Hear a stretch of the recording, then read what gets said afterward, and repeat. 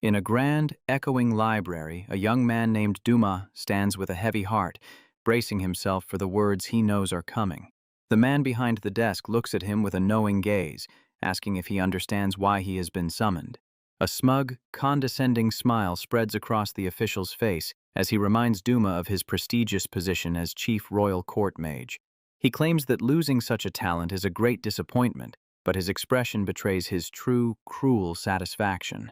Suddenly, the official throws his arms wide in mock celebration, his voice booming with false joy as he announces that Douma has been reassigned.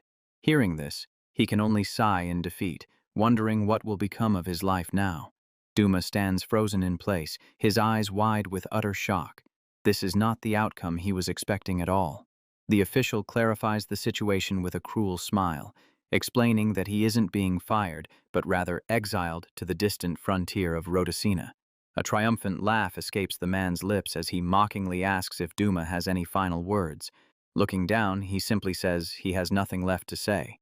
But then, a breathtaking, genuine smile explodes across Douma's face. His eyes are filled with pure, uncontainable excitement. He joyfully declares that a reassignment is exactly what he wanted, imagining a peaceful new life surrounded by kind and gentle people. He remembers the dream he once had, symbolized by the shining emblem of the royal court mages, an elite group serving the royal family directly. Becoming one of them was the ultimate goal for every aspiring magic user, a near impossible feat achieved by only a handful of the most brilliant minds in the kingdom. But as he gazes out the window, he recalls the bitter truth. The dream he chased for so long had turned into a dull and unfulfilling reality. He had worked so hard to become the chief mage, only to find a world of backstabbing, sabotage, and meaningless experiments. After 5 long years, even the glittering capital had lost its shine. His fall from grace all began on one fateful day. He couldn't stand by and watch a department head cruelly bully a junior mage any longer. The enraged man, furious at being challenged, prepared to incinerate their priceless research with dark magic. A small, wicked flame appeared in the corrupt man's hand, threatening to destroy everything they had worked for. So, Douma took matters into his own hands. He now looks down at the unconscious official, admitting to himself that perhaps a headbutt was a little extreme. Back in the present, he leans out of the carriage window, screaming to the world that he is finally free. He is ecstatic to finally have the time and peace to pursue the research he truly loves. A voice from behind suddenly warns him that it's dangerous to lean out of the window like that. One of his guards, a man named Kane, asks why he is so excited to be sent to a remote backwater like Rhodocina. Douma pulls his head in, slightly embarrassed. A map reveals the long journey ahead, showing the tiny village of Rhodocina nestled deep in the frontier, a 2-week journey from the royal capital. The thought of such a rural, isolated place brings a secret smile to his face. It sounds absolutely perfect. Kane, the kind-hearted swordsman, tells him to just relax and enjoy the ride. Another guard, a spear user named Arius, assures him that their group, the Silver Wing Travelers, will keep him safe.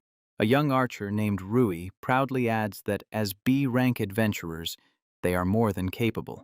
A winking rapier user named Lilia points out that with 5 of them, they are a formidable force. And a burly axe user named Orin confidently declares that no one would be foolish enough to attack them. Douma smiles, genuinely reassured by their confidence. But merely 30 minutes later, the proud adventurers stand together, bruised, battered, and grim. Bandits have surrounded them. Their leader mocks the adventurers, sneering that their high rank means nothing against superior numbers. Kane glares at the bandit leader, his eyes burning with fury. The bandit moves like lightning. He strikes Kane down with a single, powerful blow. The bandit leader stands over him, warning him not to mistake them for common thugs. With a greedy smirk, he announces their intention to take the fancy carriage and everything inside. Inside, Douma grumbles to himself, regretting his decision to buy such an expensive carriage now that his savings are on the line. His expression hardens. His eyes narrow with resolve. He had hoped to let the guards handle this, but he realizes he can no longer stand by. A small light begins to glow at his fingertip. In an instant, a massive, glowing magic circle erupts from the ground, shocking the bandits. Giant golems made of solid rock rise from the earth, their monstrous forms terrifying the unprepared thieves. The bandits scream in terror, wondering what these creatures are and who could have summoned them. One of the golems turns towards them, its dark, featureless face promising destruction. Sitting back in his seat, Douma thinks to himself that this should be enough to resolve the situation. But then, horrifying screams from outside make his blood run cold. He realizes he may have overdone it. Kane stands in the middle of the carnage, looking back at the carriage in utter disbelief. He asks if Douma was the one responsible for all this. Peeking out the window with a look of pure terror, Douma desperately denies everything, insisting it must have been someone else. The adventurers stare at the travel request form, which clearly states they are escorting just one passenger. They then look at another line on the form: 0 mages. They are all completely baffled. Seeing their injuries, Douma cheerfully offers them a healing scroll, explaining that anyone can use it. Kane is astonished, recognizing it as an incredibly rare and valuable item. Douma just shrugs, saying he can make one in a few seconds. Kane stares at him, an intense, determined look on his face. He asks Douma if he would consider joining their adventuring party. Douma immediately and firmly refuses, claiming he isn't nearly strong enough.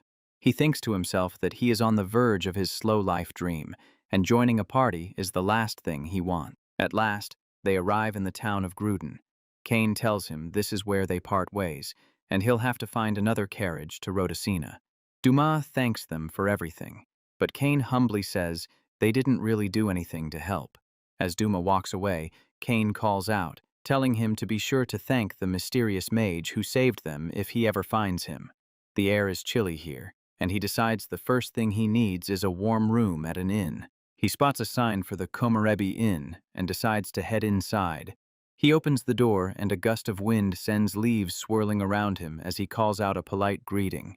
His eyes are immediately drawn to the sight of a girl in a frilly white skirt. A beautiful girl with reddish-brown hair turns to face him, a staff in her hand. He is instantly mesmerized.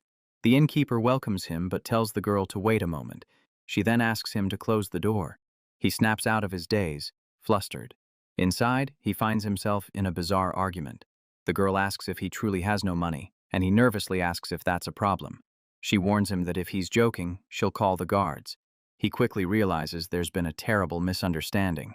He observes her more closely, noting her fine clothes and her age.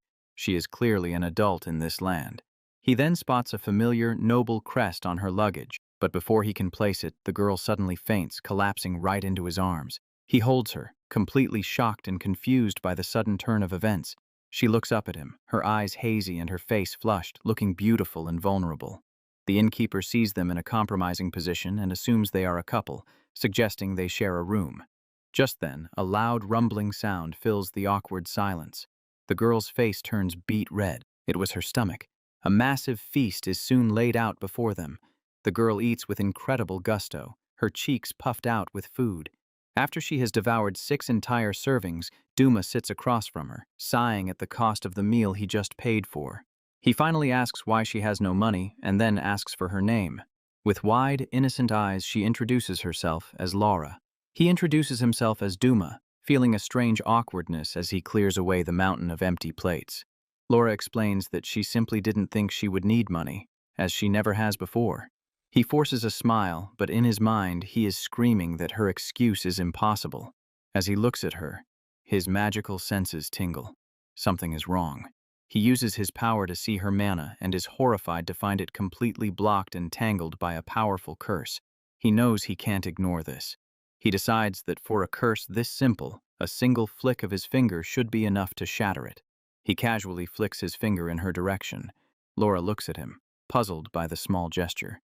A tremendous burst of invisible power erupts from her body, shaking the entire room. Douma stares in awe, realizing this is her true, unsealed mana. It's a volume of power that surpasses even his own. Laura looks down at her hands, confused but feeling strangely light.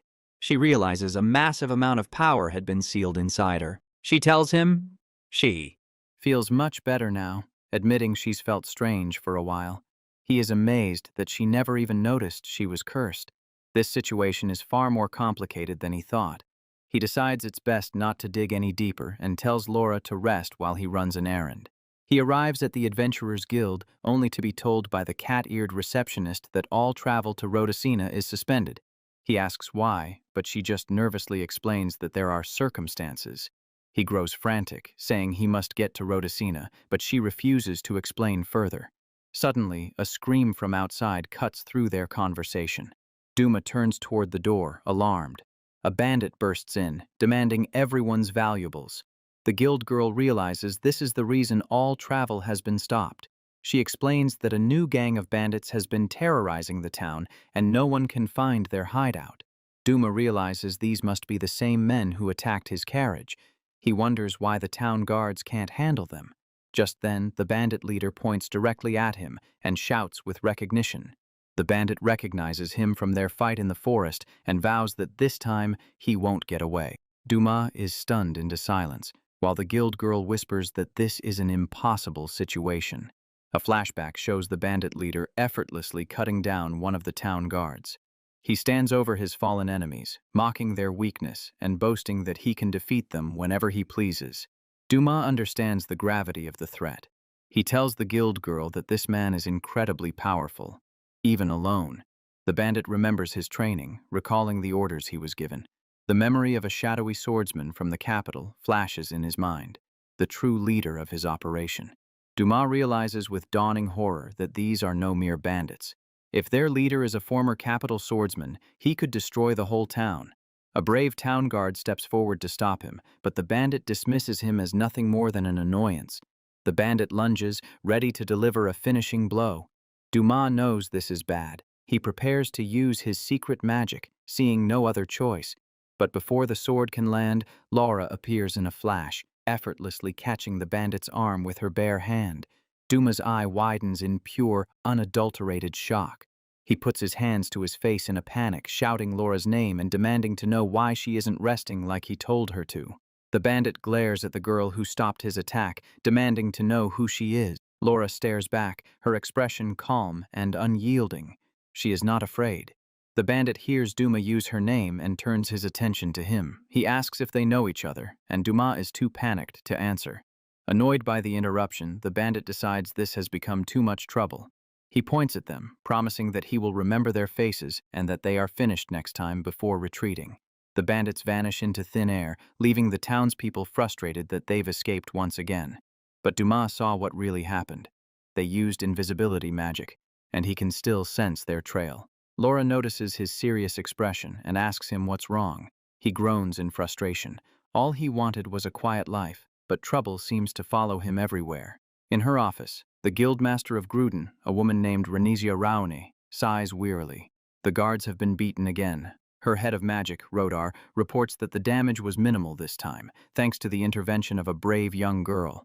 However, he warns that the bandit leader has now marked the girl as his next target. Renizia grows deeply concerned, thinking that the girl is the same age as her own sister and is now in grave danger.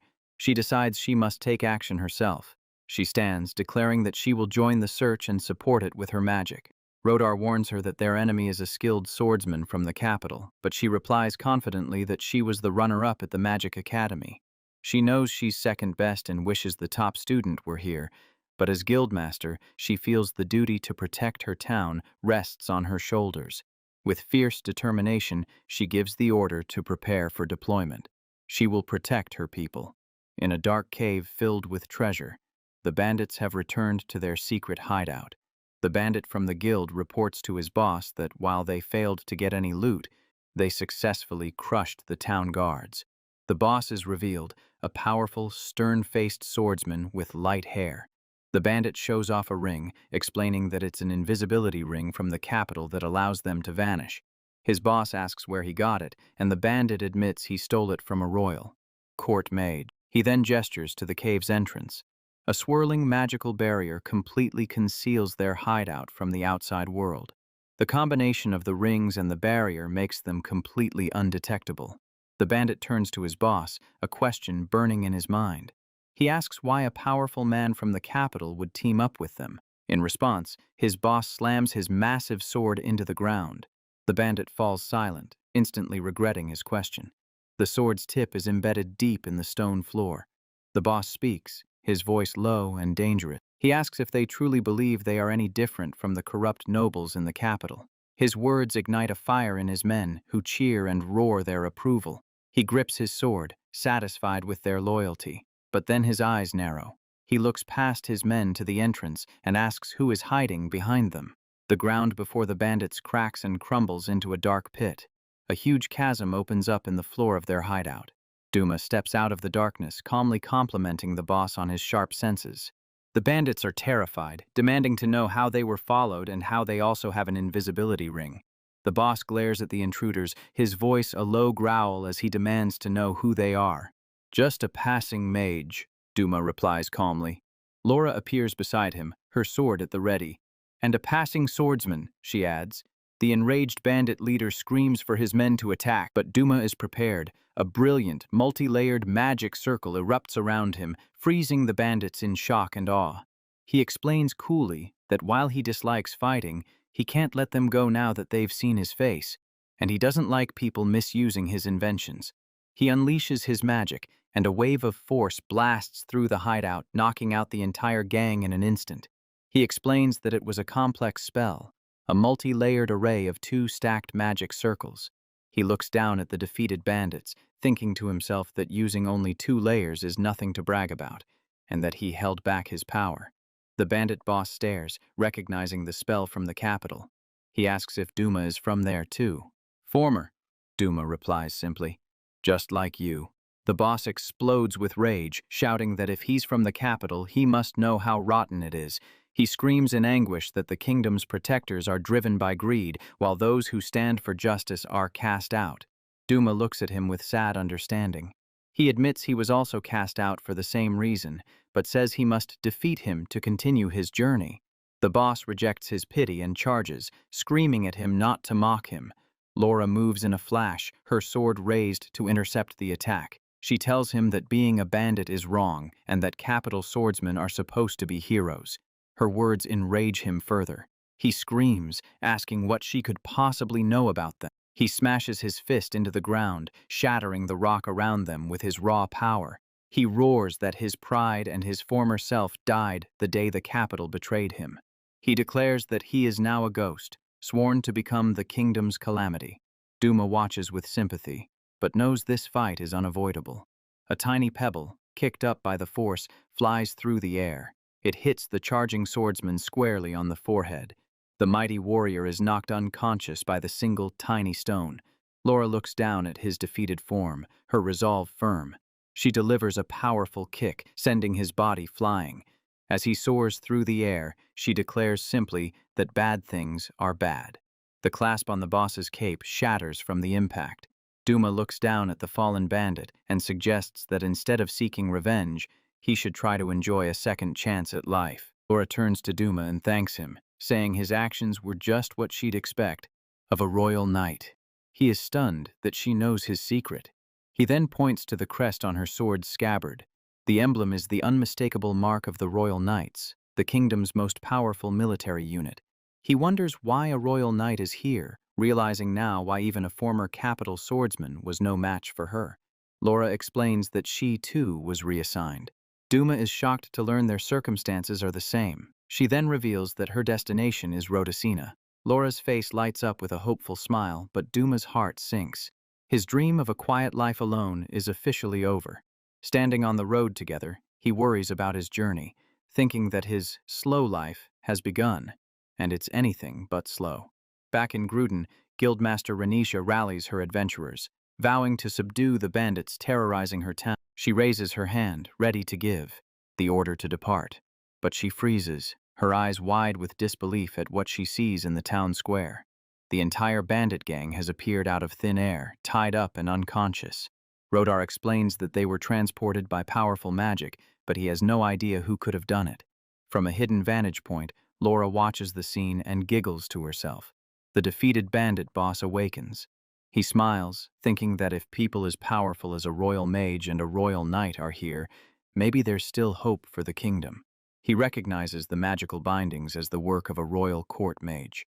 Renisha stares at the pile of defeated bandits, unable to comprehend what has happened. Later, Douma walks through the town, looking completely exhausted. He explains to Laura that he's not physically tired, but mentally drained from having to suppress his magic to avoid killing the bandits. The townspeople around them are celebrating their capture. As they walk, Douma comments that it's much harder to fight non-lethally.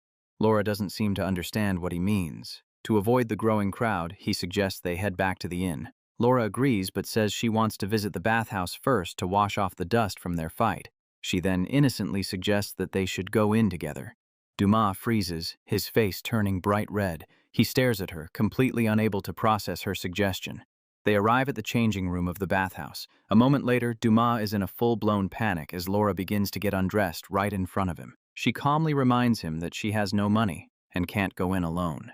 He finally finds his voice, asking why they are still in the same room even after getting inside. She explains that she's used to bathing with her sister or fellow knights. Seeing a sign that the owner is out, she thinks it's fine. Seeing his discomfort, she holds up the invisibility ring and suggests they both wear one so they can't see each other. Douma looks away, blushing furiously as he considers her strange proposal. A moment later, Laura puts on the ring and completely disappears. Her invisible voice cheerfully tells him this is fun. Defeated, Douma agrees to get in. They enter a beautiful, stone-lined outdoor bath. Though they are both in the water, the rings make them invisible to each other. Douma is still bright red with embarrassment. He desperately tries to calm himself down, repeating in his mind that they can't see each other. He tells himself to act normal, that it's totally fine. But when he looks in her direction, he sees a horrifying, slimy, monster-like figure instead of a person. He internally panics, wondering what kind of creature is in the bath with him. While Laura relaxes peacefully, she playfully pours a bucket of water over her head. She giggles, telling him that he looks like a monster too, and he yelps in surprise. Laura spots a bar of soap on the edge of the bath. She asks him to pass it to her, and he reluctantly agrees. As he hands her the soap, their invisible hands accidentally touch. Douma lets out a piercing shriek of pure panic. He apologizes profusely, but Laura simply thanks him, completely unbothered by the accidental contact. After the ordeal, Douma looks completely and utterly drained. He wonders how a bath could be more exhausting than a real battle. Laura, refreshed, says she'll wait for him outside. He finds her a little later, sitting by a well in the town square. She is eating a skewer of grilled meat, and he asks what she is doing. She replies that she is people-watching. A strange glint in her eye makes him think her hobby is a little creepy. He asks where she got the money for the food. She explains that a stranger gave it to her for the festival. He immediately scolds her for accepting things from strangers. Noticing her hair is still wet, he uses a bit of magic to dry it, telling her she'll damage her pretty hair. She looks up at him with sparkling eyes and gives him a sweet, genuine thank you. Her smile makes him blush, and he quickly looks away. He suggests that since they are traveling together, they should drop the honorifics and just use their first names. She completely misunderstands, thinking he's referring to them being naked together in the bath. He screams in frustration. After clearing up the misunderstanding, they agree. He calls her Laura and she calls him Douma, and they head back to the inn. That night he lies awake, his mind racing with confusing new feelings for the girl sleeping peacefully in the other bed. A new day dawns over the town of Gruden. Laura wakes up, stretching happily. She wishes Douma a good morning, but he looks like he hasn't slept at all. He tells her he's going back to the guild to see if the travel request to Rhodocina is available now. At breakfast, they agree to split up for the day. Laura playfully warns him not to follow strangers. Douma makes his way through the town back to the Adventurers Guild. The cat-eared girl greets him happily and apologizes for the chaos from the day before. He asks if everything is back to normal, and she confirms that it is, thanks to some mysterious heroes.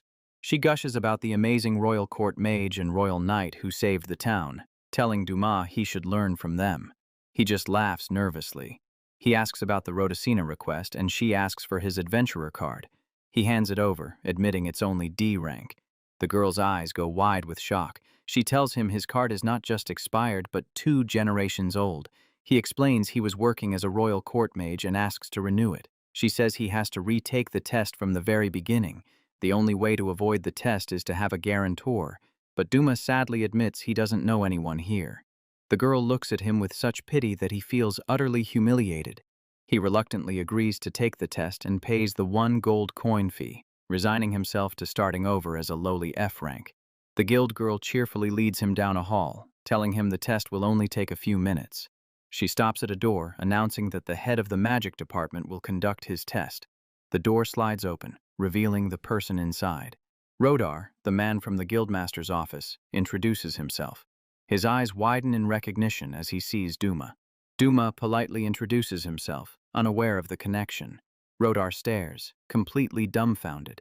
He asks Douma to wait and quickly excuses himself, pushing up his glasses. He slides the door shut, leaving Douma and the receptionist confused. Douma stands in the hallway, wondering what is happening.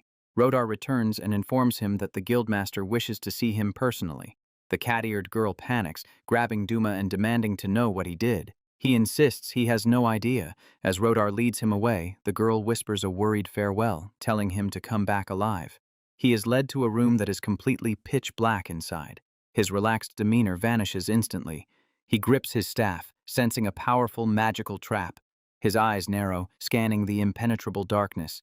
He realizes this isn't just a dark room, it's a magical domain of darkness. He cautiously tests the darkness with his boot, and it ripples like black water.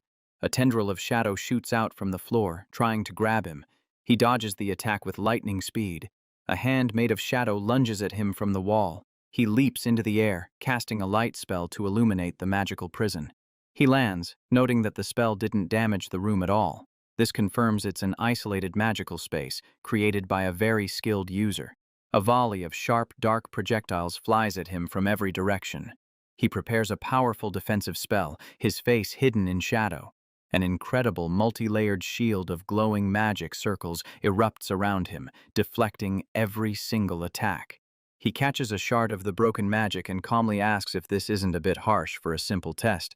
The entire domain of darkness shatters like broken glass. Behind the illusion stands Guildmaster Renisha. She smiles and tells him that he passes. Then she addresses him by a name from his past, Douma-senpai. He stares at her, completely shocked. He struggles to remember her face. She reminds him that he once challenged her with this very same magic when they were at the academy. The memory finally clicks. He asks if she is Ran from the Magic Academy, and she confirms it has been 6 years. She explains that she recognized his unique magic from the way the bandits were captured and had Rodar watch for him. He asks what she would have done if he'd been the wrong person, and she jokes that they probably wouldn't have died. A flashback shows a tiny 12-year-old Douma easily besting an 18-year-old Rauna, who always saw him as her ultimate rival. He is flustered by her praise, insisting that becoming a guildmaster is a far greater achievement. She says he has changed from the fiery rival she once knew, the prodigy who was 6 years her junior. He asks if she set up this whole elaborate test just to reminisce. Her expression turns serious. She tells him she needs his help with a matter concerning her younger sister.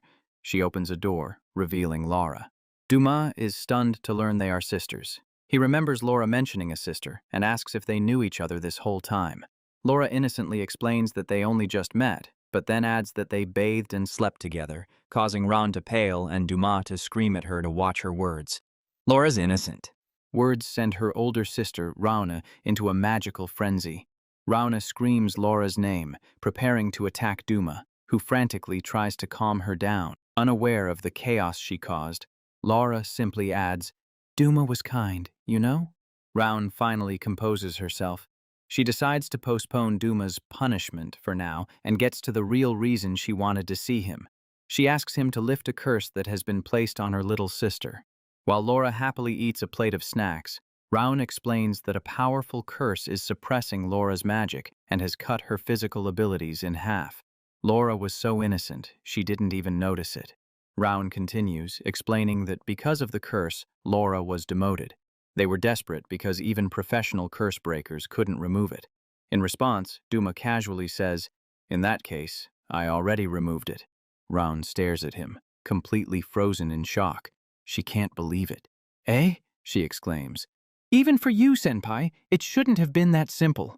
Douma just shrugs and explains that it was bothering him when he met Laura yesterday, so he just took care of it then. To prove his point, Douma lightly flicks Laura on the forehead. Rauna rushes over to her sister and checks her neck. The dark mark of the curse is completely gone. She is stunned, realizing that Douma accomplished something that she and a team of experts couldn't. Laura, rubbing her head, just complains that her big sister is scary when she's angry. Douma gets flustered by the praise, trying to downplay his incredible feat by saying he's not anything special. Raune finally puts all the pieces together. She understands that both Douma and Laura were unfairly demoted and sent to the remote village of Rhodocina to live a quiet life. As a thank you for saving her sister, Raune promises to arrange safe and comfortable travel to Rhodocina for them. However, she has one small request in exchange.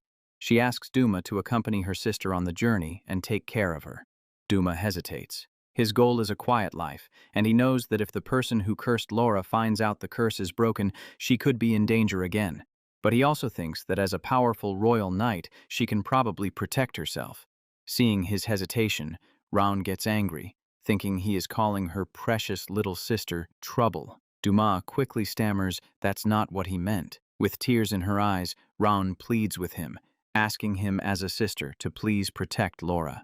Moved by her sincere love for her sister, Douma closes his eyes and agrees to her request. Rauna is overjoyed. She claps her hands together and says they will leave the very next day. Douma, looking a bit overwhelmed, stammers that he will be in her care. Rauna then gives him a very serious warning. If he dares to lay a hand on her sister, she will kill him. Douma flatly promises he won't do anything like that, but his quick promise only makes Raun angry again. Huh? Are you saying my sister isn't charming? She demands. Douma is completely exasperated, having no idea how to answer. Raun laughs, telling him she was only kidding. She reaches out her hand and sincerely asks him to please take care of her precious sister. Douma looks at her for a moment before firmly taking her hand. Sure, he says. They shake hands, sealing the promise. Rauna wishes them both a safe journey to Rhodocina. The next morning, bright sunlight shines down on the town of Gruden, signaling the start of a new adventure. A very energetic adventurer with long red hair and a big smile stands before them. Morning, she shouts. I'm Yorbi, an A-rank adventurer. You two are the clients this time, right? Her booming energy is a lot to handle so early in the morning. Douma manages a weak smile, while Laura politely introduces herself. Yorbi promises that with her as their escort, the road will be perfectly safe. Yorbi tells them to hop into the carriage, as it's going to be a long journey. Once inside the carriage, Laura calls out to Douma. She holds out 2 skewers of grilled meat, thanking him for listening to her sister's request. Douma accepts the food and thanks her in return. Douma's expression becomes serious and determined. As their carriage rolls out of town, Douma thinks to himself that since he accepted this job, he will see it through properly. His thoughts are interrupted when he notices Laura's snack, and he once again scolds her for accepting food from strangers. Half a day into their journey, Yorbe mentions that no one ever wants to travel to Rhodocina, who chose the place specifically for its remoteness, is curious. He asks what she means. Yorbe grins and explains that it's because Rhodocina has the 3 Ds. She lists them off. It's dangerous, distant, and desert-like. Laura looks surprised to hear this about their destination. As if to prove her point, Yorbe adds that strange things tend to happen on this road. Just then, the carriage jolts to a stop. Outside, the enormous, long neck of a giant creature rises from a lake blocking their path. It is a massive land dragon. Yorbe calls it the bathing land dragon, but Laura recognizes its species name, a Susponsukhi. Douma is surprised that such a giant monster has such a cute-sounding name. The giant Susponske continues to relax in the water, completely blocking the only road forward. Yorbe explains the problem. Susponskes are famous for taking very long baths that last for about 3 days. They are completely stuck. Douma frowns, clearly not interested in waiting around for 3 days. He calmly decides that they have no choice but to defeat the dragon. Yorbe and Laura are shocked by how casually he suggests fighting the giant beast. Yorbe tells him that even as an A-rank adventurer, her attacks wouldn't even leave a scratch. Douma turns to Laura and asks if she can take its head off in a single strike. She says she can, but it's too high for her to reach. Douma nods, already forming a plan. He tells Laura that he will create an opening to make the dragon stumble, and she can handle the rest. He kneels, ready to cast his magic. With her orders clear, Laura leaps into battle. She moves with blinding speed, effortlessly dodging the dragon's massive tail swipes and stomps. The ground shatters from the dragon's power, but Laura uses the flying debris as stepping stones, dancing through the air to avoid every attack. Yorbe watches in awe, admitting that she would be struggling just to dodge, while Laura looks like she isn't even trying. Douma, still preparing his spell, notes that Laura's movements are making the dragon unstable. He grabs a handful of earth, quickly analyzing its composition. He confirms that it's perfect for the spell he has in mind. With his hands on the ground, he unleashes his magic with a powerful cry. Activate! A massive magic circle glows beneath the land dragon. The spell instantly turns the solid ground into a deep, muddy swamp. The giant dragon roars in surprise as it begins to sink. But Douma isn't finished. He casts another, even more complex spell. A beautiful staircase made of pure light forms in the air, creating a path from the ground all the way up to the dragon's neck. For his final move, he casts a powerful buffing spell on Laura, making her even stronger. Laura feels the surge of new power and looks up, ready. The dragon roars as she dashes up the magical staircase. In a flash of silver, Laura's sword slices cleanly through the air. "I'm sorry," she whispered. The massive dragon's head is severed in a single, perfect strike. Laura watches calmly as her powerful attack finishes the beast. She stands for a moment on the platform of light, high above the ground. Both Douma and Yorbi are left completely speechless by the incredible display of power. Wow, Yorbi manages to say, her mouth wide open in shock. With the battle over, Laura begins to fall from the sky. Douma calmly creates another magic circle on the ground, which catches her and lets her land safely. Yorbe is completely overwhelmed. "Who exactly are you two?" she stammers. Laura introduces herself with her official title, Royal Dame. Yorbi freaks out, realizing she is traveling with a member of the legendary Royal Knights. She then turns to Douma, asking who he is. He just smiles and says he's just an average, everyday mage. The name finally clicks for Yorbi. She remembers the legends. "No way! Are you actually Dame Laura of the Shining Light?" she asks with excitement. Laura confirms that she is. Yorbi is so thrilled that she immediately asks for and gets an autograph. As Laura signs her name, Yorbe asks Douma if royal mages have cool titles too. He disappointedly tells her that they don't. Now that the dragon is defeated, they have to deal with the giant body. Yorbi asks what they should do, and Douma says to leave it to him. He pulls out a magical device that looks exactly like a modern smartphone. He explains that it's a tool for long-distance communication, and that they can use it to call a merchant to sell the valuable dragon parts. The merchant offers them an incredible 250 gold coins for the materials. Yorbe is ecstatic, shouting that it's a whole year's salary for her. Douma, however, looks horrified. He recognizes the magical tool as something he designed as a simple independent study project when he was just 10 years old. Yorbe, not noticing his distress, offers to introduce him to the shop where she bought the expensive device. Douma can only sigh. As evening falls, the group sets up camp, while Laura and Yorbe go too. Bathe, Douma gathers firewood, relieved that he doesn't have to go through another awkward bath experience with Laura.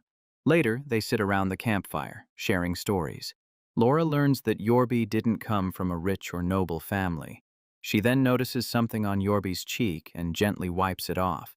The conversation turns to personal lives, and Yorbi reveals she has a partner.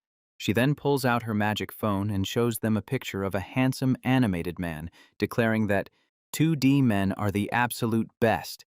She quietly adds that 2D men will never betray you. Finding the conversation too much of a hassle, Douma decides to just ignore it. The next day, their journey continues, and Yorbi shows off her impressive skills by easily defeating a group of monsters that attacks their carriage.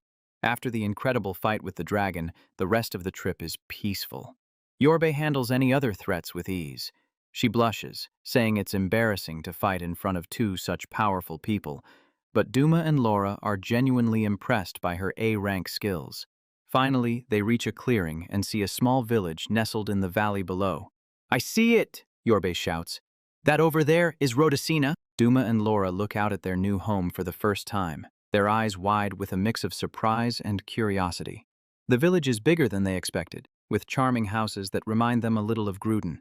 As they say their goodbyes, Yorbe thanks them for the wonderful journey, saying she feels like she gained a little sister in Laura. Douma thanks her for her help.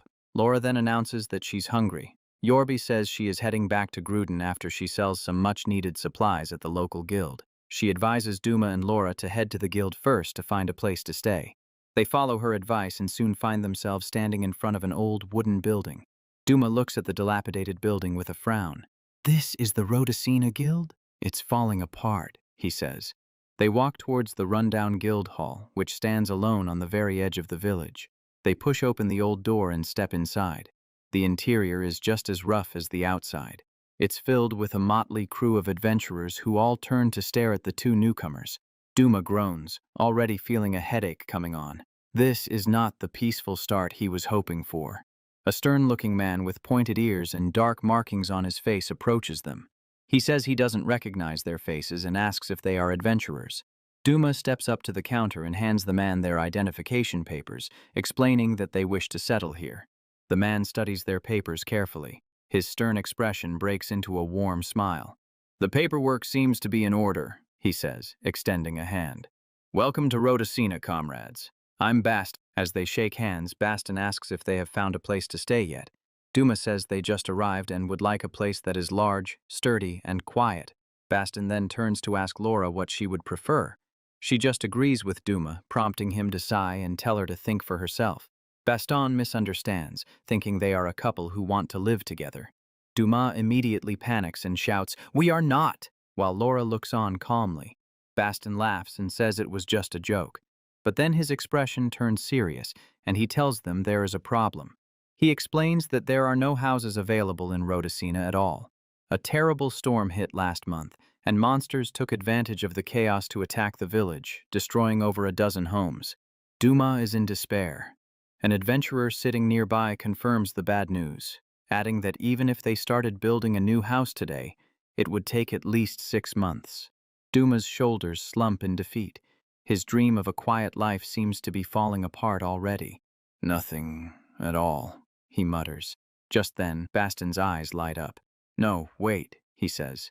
"There was one place." He tells them about a large abandoned manor called the Forest Mansion on Ghost Hill. Its owner died years ago, but strange things happen there. Lights turn on by themselves, and anyone who tries to tear it down gets hurt. Douma is terrified at the thought of living in a haunted house, but Laura's eyes sparkle with excitement. "Sounds fun," she says. Douma frantically protests, arguing that it's obviously a haunted house and that the two of them living together would cause all sorts of other problems. But Laura just looks at him with big, sad, pleading eyes and asks, "Is it a no?" Douma finds himself unable to say no to her cute face. Defeated, Douma tells Baston they will take the mansion. Laura quietly cheers while one of the other adventurers gets ready to lead them. There, the adventurer guides them out of the guild hall. They begin the short walk to the mansion. Laura, as usual, starts to complain that she is hungry.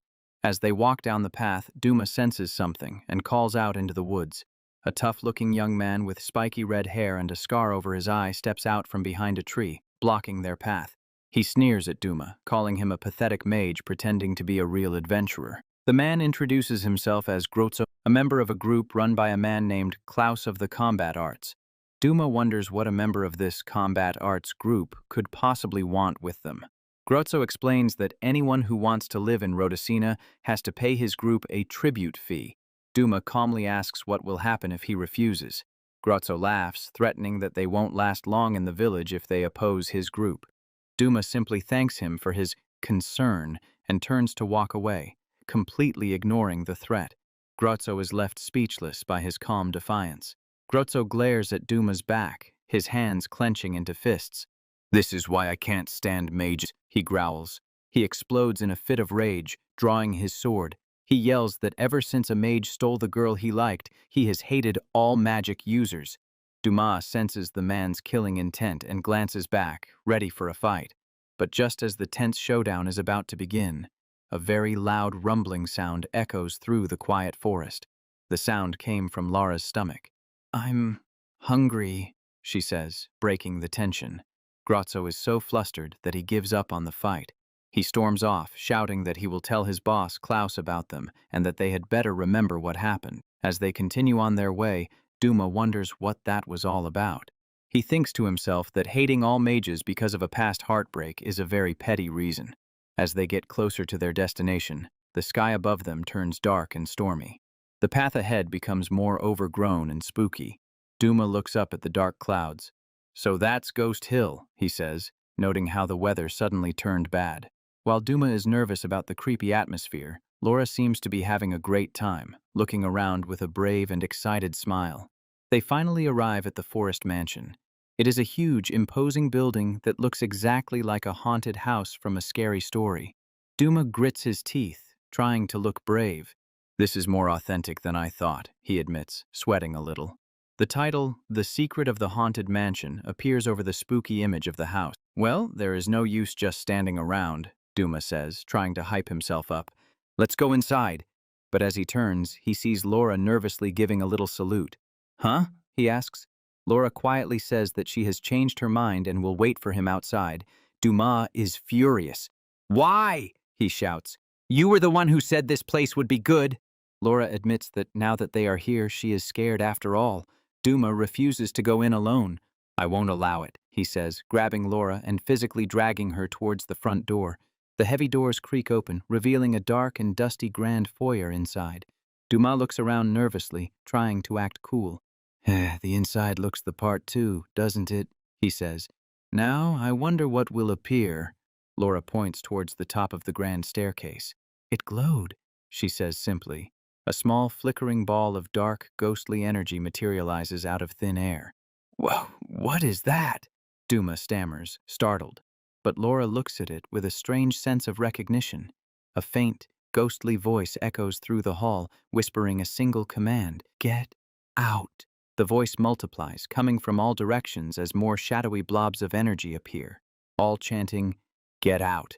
The ghostly power intensifies, lifting heavy pieces of furniture into the air. Douma reacts instantly, grabbing Laura and leaping out of the way just as a heavy wardrobe crashes down where they were standing. "Whoa!" he shouts, surprised by the ghost's power. He suddenly feels a jolt of pain. Terrified, Laura is clinging to his arm with all her might. "Hey, Laura, let go!" he yells. "Ow! Ow! Ow!" They are both sent flying as another piece of furniture is hurled at them. They land in a heap on the dusty floor, surrounded by the chanting voices and floating furniture. Douma gets to his feet, annoyed. "It can't be helped," he says. "I didn't want to wreck our new home, but I suppose I have no choice but to fight back." He looks over at Laura. To his surprise, Laura has gotten up and is walking calmly towards the source of the ghostly voices. Douma calls out, warning her that it's dangerous, but as she gets closer, a look of recognition crosses her face. "How cute," she says, her voice full of warmth. "Cute?" Douma thinks, completely confused.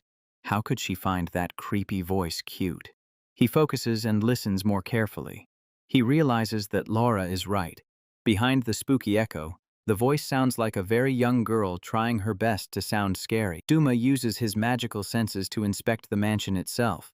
He is shocked by what he discovers. The entire building isn't just covered in magic. The magic is the mansion. The ghost seems to get angry at being discovered and unleashes a powerful wave of energy. The room is filled with a blinding white light. The magic swirls harmlessly around Laura, who stands completely unfazed. Douma decides they need to find the core of the magic that is creating this illusion. "Shall we look for it?" he asks Laura. He quickly forms a plan.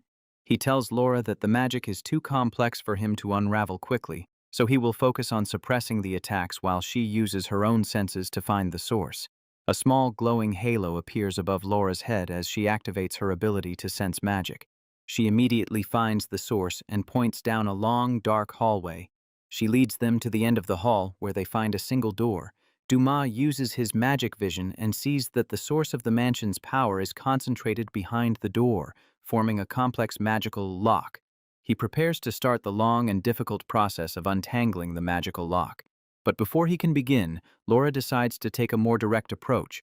With a mighty swing of her sword, she smashes the magical lock into pieces. "What are you doing, Laura?" Douma shouts, horrified. "Just because you wondered doesn't mean you should use physical force." She calmly replies that she was just curious if she could cut it. They both stare at the door, which is now unlocked. The door swings open, revealing a stone staircase leading down into darkness.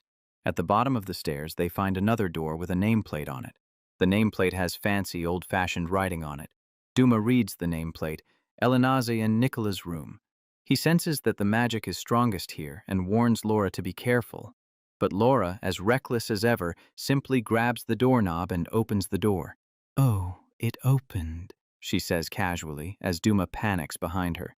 A bright, gentle light shines from inside the room. The room is a cozy-looking workshop, filled with books and magical tools, and sitting in the very center of a desk, glowing with a soft, warm light, is a small, cute teddy bear. Douma stares in amazement. "It is a house spirit," he says. Laura asks if it's a boggart. Douma explains that a boggart is a spirit that is born in a home filled with love. Over time, it merges with the house itself, and its only purpose is to protect its home and its master. He gently picks up the teddy bear. He holds the small, soft toy in his hands. As he holds it, his expression turns to one of shock. "Laura, help me," he says, his voice filled with urgency. "What should I do?" He explains that a boggart is supposed to disappear when its master dies. However, some remain if their love for their master and home is incredibly strong. He tells her that this little spirit has been all alone for years, using its own life force to protect the house, waiting for a master who would never return. They both look at the small teddy bear with sad eyes. They can feel that its magic is almost completely gone. It is dying. Douma says that they might be able to save it by pouring their own magic into it, but it will only work if the boggart willingly accepts them as its new masters. Laura reaches out and places her hand over his. "I want to save it," she says with determination. Douma nods. "I know." They stand before the glowing boggart. Douma speaks to it gently, telling the spirit that they want to help it. "So please," he says, "let us in." They stand in silence, waiting for the spirit's answer. The warm glow around the teddy bear fades away. Douma notices that the magical energy in the room has changed, but he's not sure how. The teddy bear is gone. With a heavy heart, Douma realizes that their attempt failed. They walk sadly up the stone stairs, back towards the main part of the mansion. Douma explains that the entire house was made of the boggart's magic. If it had been at full strength, it could have even moved the whole mansion. But instead, it stayed here, waiting. With the boggart gone, its magic will soon fade completely, and the magical mansion will vanish. "It is a shame," he says, "but let us withdraw." As they reach the top of the stairs, Laura stops and looks around in wonder. The dusty, dark, and spooky foyer has been transformed into a bright, clean, and beautiful hall. "Was this place always this beautiful?" she asks. The threatening, ominous atmosphere is completely gone, replaced by a feeling of warmth and peace. Douma is completely bewildered. What is going on? He wonders. Just as Douma and Laura are trying to understand the mansion's sudden transformation, a sweet, cheerful voice calls out, "Were you surprised, Master?" A young girl with blonde hair tied in twintails and wearing a perfect maid outfit appears before them, a friendly smile on her face. She stands proudly, her hands on her hips, looking like she's ready to get to work. Douma and Laura are completely shocked. Who is this child?" they ask in unison. The little maid scolds Douma, telling him that he is the one who wandered into her house and did reckless things to her. Douma is completely confused. He quickly turns to Laura, trying to explain that he didn't do anything. But Laura just stares at the maid, a look of understanding on her face. Laura reaches out and gently pats the maid's head. "The stuffed toy," she says. The maid lets out a happy little squeal. The maid giggles, happy that they've figured it out. Laura can sense that the girl has the same magical power as the boggart they found in the basement. The girl holds out the edges of her skirt in a perfect curtsy and proudly introduces herself. "I am Nicola. I am the boggart of this house and the perfect maid." Douma is relieved that their attempt to save the spirit worked. Nicola explains that because they poured their magic into her, she was able to regain her original human form. She then turns to Douma and asks, "So, who is this master?" When Douma hesitates, Nicola's eyes fill with tears. "Is it no good?" she cries.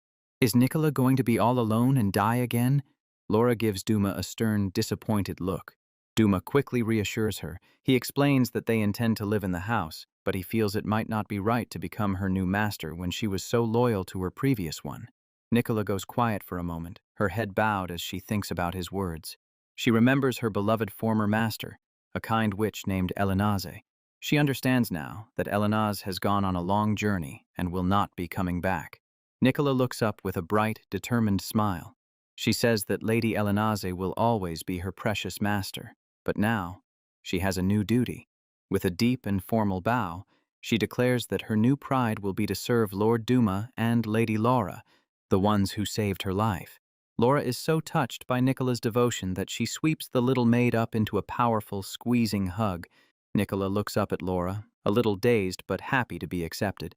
Laura, now her official master, tells Nicola she understands and accepts her service. Then, she has her very first request. She announces that she's hungry and wants to have some tea and snacks, since they haven't eaten properly since arriving. Nicola's face lights up with pure joy. Nothing makes her happier than serving her masters. Yes, absolutely, she cheers, eager to begin her duties in her beautiful, restored home. And so, the new, strange life of the former palace mage, the royal knight, and the ancient house spirit begins with a happy tea party in their grand new home. After settling in, Douma reflects on how his plan for a quiet life led him to a magical mansion on the outskirts of the village. He explores the basement workshop left behind by the mansion's previous owner, Elinaze. Looking through her notes, he is stunned to discover that she was a brilliant witch whose research was decades ahead of its time. Nicola proudly boasts that her former master was the greatest witch in the world, so powerful she built the entire mansion in a single day. But strangely, her name and accomplishments have been completely forgotten by history. As night falls, Douma ponders the mystery. Why would the existence of such an incredible witch be completely erased? The next morning, a cheerful Nicola greets him. "Good morning, master." Douma, dressed in simple sleeping clothes, thanks her, saying he slept wonderfully thanks to her excellent bed-making skills. He tells Nicola to continue preparing breakfast while he goes to wake up Laura. The story explains that Nicola is a phenomenal cook. The previous night, Laura devoured a mountain of food, which moved the little maid to tears of joy. For Nicola, being able to cook for someone with such a healthy appetite is a maid's greatest happiness. Taking care of Laura is proving to be a very rewarding job for Nicola, and Douma is just happy to have her around to help. Douma goes outside to find Laura already awake. She is in the middle of her intense morning sword practice. Douma is blown back by the sheer force of her movements. He watches in awe as she moves like a blur, her sword, cutting through the air with incredible speed and power, creating powerful gusts of wind. He realizes this isn't just a simple practice routine. It's a real battle form, far beyond a simple sword dance. As he concentrates on her movements, he can almost see a phantom opponent clashing swords with her, feeling the impact of a battle that isn't really happening. He understands with a new level of respect. This is the intense, dedicated training of a royal knight. Laura finishes her practice with a final powerful slash, standing calmly as the energy settles around her. "Good morning," Douma says, applauding her. "That was amazing. Can all royal knights do things like that?" Laura explains that actually, she was the only one in the royal capital who trained so intensely. Everyone else used to think she was weird. Changing the subject from her weirdness, Douma uses a bit of magic to create a cool, refreshing towel and offers it to her. Laura just stares at the towel blankly. Douma awkwardly asks if she wants him to wipe the sweat off for her. She ignores the towel and announces that she wants to take a bath, once again inviting him to come with her. "No!" he screams. He frantically explains that if the villagers found out he was bathing with two girls, his reputation would be ruined, and he'd be in serious trouble. He shudders, remembering how Nicola had tried to join him in the bath the night before. He then recalls why he came out here in the first place. "Breakfast is ready," he says, trying to get her to focus. "So I came to call you." The moment she hears the word breakfast, a huge explosion erupts in the forest. In her excitement for food, Laura has accidentally unleashed a powerful finishing move, carving a huge trench in the ground and destroying a patch of trees. After their eventful breakfast, Douma prepares to head into the village. Laura and Nicola see him off. Laura correctly guesses that he is going to the guild to report about the mansion and Nicola. She suggests that Nicola should go with them.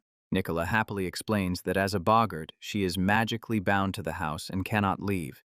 She promises to guard the mansion splendidly while they are away. Douma and Laura arrive back at the Rhodocina Guild Hall. Baston listens to their report about the mansion. He is pleased and thanks them, explaining that he had suspected a boggart was the cause of the rumors. Douma asks what he means by assessment. Baston says that he knew from the start they weren't mere F-rank adventurers, as he could clearly sense Laura's immense, overflowing magical power.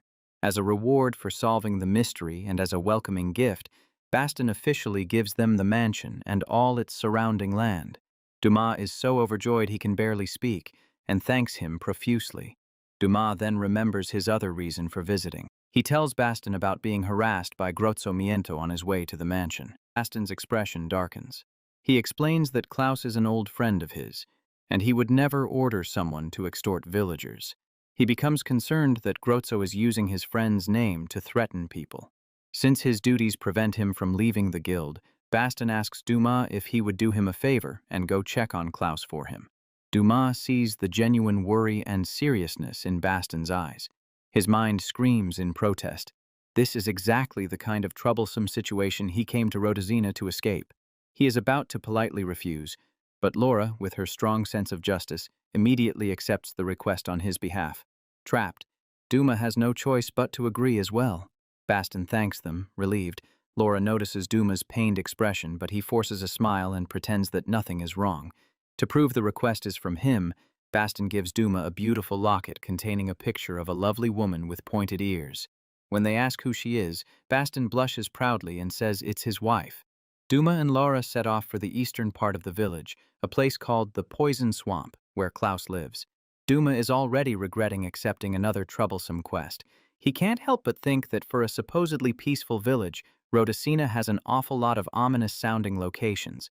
Along the way, Laura gets distracted by some pretty flowers. She asks if she can pick them, but Douma, wanting to get the mission over with, tells her there will be no detours. They finally arrive at the edge of a large, murky-looking swamp. To their surprise, the Poison Swamp is actually quite beautiful. Laura, who ignored Douma and picked the flowers anyway, holds up her bouquet and admires the scenery. As Laura steps closer to the water, Douma shouts for her to wait. A loud, angry voice roars from the trees. "You idiot!" A sharp, heavy object, an axe, flies through the air past Douma's head. The axe lands right in front of Laura, exploding on impact and knocking her backward. Douma rushes to her side to make sure she's all right. A figure emerges from the forest. An incredibly muscular man with long blonde hair and a beard stands before them. He angrily shouts at them, asking if they are trying to get themselves killed and warning them to stay away from the swamp. Douma and Laura are completely taken aback by his sudden, aggressive appearance. Just then, the beautiful flowers in Laura's bouquet instantly wither and turn to black dust. The man explains that the entire area is deadly poisonous. Not just the water, but the air and the ground as well.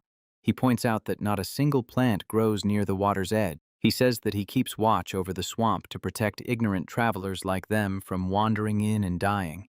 Realizing the man just saved Laura's life, Douma thanks him sincerely. The man calms down and apologizes for yelling. He introduces himself as Klaus. Douma introduces himself and Laura. He thinks to himself that Klaus seems like a good person, not the villain Grozzo made him out to be. Just then, Klaus points out that Douma dropped the locket. Klaus picks up the locket and looks at the picture inside. His expression instantly changes from friendly concern to cold recognition. He turns back to them, his friendly demeanor completely gone. Douma explains that Baston asked them to deliver the locket and check on him. At the mention of Baston's name, Klaus's face twists into a mask of pure rage. Douma is completely shocked by his sudden and violent reaction. Klaus draws his sword, mistakenly believing they are working for Baston. He growls that if he had known, he would have let the swamp kill them. "Prepare yourselves," he says, his voice low and dangerous. He charges at them with incredible speed and power. Douma quickly raises his hand to create a magical barrier, knowing that a weak, half-hearted spell won't be enough to stop this man's ferocious attack. However, Klaus possesses a unique and dangerous ability. He can actually see the flow and structure of magic, allowing him to spot any weaknesses. "Too naive," he scoffs, seeing Douma's hastily constructed barrier. Instead of a single powerful strike, he unleashes a flurry of attacks that look like a whirlwind of steel, targeting the weakest points in Douma's magical defense. Douma watches in horror as his powerful barrier shatters like glass around him. He realizes with a surge of panic that this is very, very bad. He has never met a non-mage who could break his magic so easily. He is left completely defenseless as Klaus's weapon closes in. But at the last possible second, a flash of silver appears. Laura has moved with blinding speed to intercept the attack, her own sword blocking Klaus's powerful strike just before it can hit Douma. Laura calmly tells Douma to stay back as she prepares to face Klaus. Douma shouts Laura's name, worried, but she stands her ground, ready to protect him from Klaus's powerful assault. Klaus is impressed. He compliments Laura on being able to see through his complex attack and block it, but he wonders how long her slender arms can hold out against his superior strength. Klaus's eyes narrow as he prepares to press his attack. Laura meets his gaze with equal intensity, not backing down for a second. A bright flash signals the start of their duel. Their swords clash in a furious exchange of blows, sending sparks flying in every direction. Klaus pushes forward with incredible force, but Laura meets every single one of his powerful attacks with her own, matching him blow for blow. The force of their battle creates a shockwave that blasts outward, flattening the grass around them. Klaus continues to attack with a fierce expression. Laura parries his strikes, her face calm and focused. Their blades meet again in a powerful clash. Douma watches from the sidelines, completely amazed. He knows Klaus is a legendary warrior, yet Laura is fighting him on even terms. Klaus grunts with effort, beginning to feel the strain of the battle. He lets out a small, almost crazed laugh, clearly enjoying the challenge of fighting such a skilled opponent. He swings his sword with all his might, but Laura effortlessly blocks it, her expression unchanged. Their battle rages on with incredible speed. In a surprising move, Laura ducks under one of Klaus's swings and delivers a swift kick to his side. As the fight continues, Douma notices something incredible. While Klaus is starting to slow down, Laura is actually getting faster with every exchange. Laura's eyes narrow as she prepares to end the fight. With a final, decisive strike, she disarms Klaus, sending his sword flying through the air. She stands over the defeated warrior, her own sword pointed steadily at him. Laura has won. Douma is so impressed he can't help but clap. "So cool," he whispers. Klaus clicks his tongue in frustration. He admits that it's been a long time since he's had such a serious fight. He tries to save face by saying he must be getting old to lose to a little girl, but Laura bluntly corrects him. "It's just that I'm too strong," she says, without a hint of arrogance. Hearing her simple, honest statement, Klaus bursts into a hearty laugh. He sits on the ground, defeated but happy. He admits he lost and praises Laura for a splendid fight, saying he feels great. Douma is completely confused by his sudden change in mood. "What the hell is going on?" Douma thinks, bewildered. Klaus leads them back to his small, simple cabin in the woods. He opens the door with a loud bang. Now dressed in a simple cloak, Klaus's entire demeanor has changed. The wild rage is gone, replaced by a calm, friendly presence. He apologizes for attacking them, explaining that he wasn't actually trying to kill them. Douma is relieved, noting that the atmosphere is completely different now. Laura confirms what Klaus said. She could tell from his attacks that while his magical power was incredible, he had no real killing intent. Douma asks why he attacked them so fiercely if he didn't want to hurt them. Klaus promises to explain everything. Douma guesses it has to do with the adventurers who were using Klaus's name to cause trouble. Klaus confirms this, explaining that those men used to be his students. He tried to stop them himself once, but he was defeated. Douma is shocked to hear that someone as strong as Klaus could lose. Klaus explains that it was a 2-on-1 fight, and his former students were being backed by two mysterious and incredibly powerful individuals. He tells them that these two powerful figures are a royal knight and a royal court mage. The image of Laura and Douma flashes in his mind. He explains that he was waiting for Bastion to make a move, and since Bastion sent them, he assumed they were strong and used the fight as a test of their abilities. Douma is annoyed that Bastion didn't tell them any of this. Having confirmed their strength, Klaus's resolve is hardened. He has a message for Bastion. He tells them to let Bastion know that the next time he should come himself instead of sending others to do his work. As they leave Klaus's cabin, Douma thanks Laura for saving him. He notices she is unusually quiet and thoughtful. Laura puts a hand to her chin, a curious expression on her face. "That person, maybe he can't see?" she wonders aloud. Douma is confused by her strange question. Back at the guild, Bastion confirms Laura's suspicion. Klaus is, in fact, blind, and it's the reason he came to live in Rhodocene. Bastion explains that Klaus is a famous war hero, known throughout the kingdom as Klaus of the Combat Arts, for defeating 100 giants in the Battle of Garmusha 10 years ago. Douma thinks back 10 years and realizes that at that time he was being put through torturous training by his own master. He asks how Klaus's blindness is connected. Bastion explains that after the war, Klaus lost his eyesight. He fell into a deep despair and was exiled, arriving in Rhodocene 2 years ago, where he now manages the dangerous poison swamp.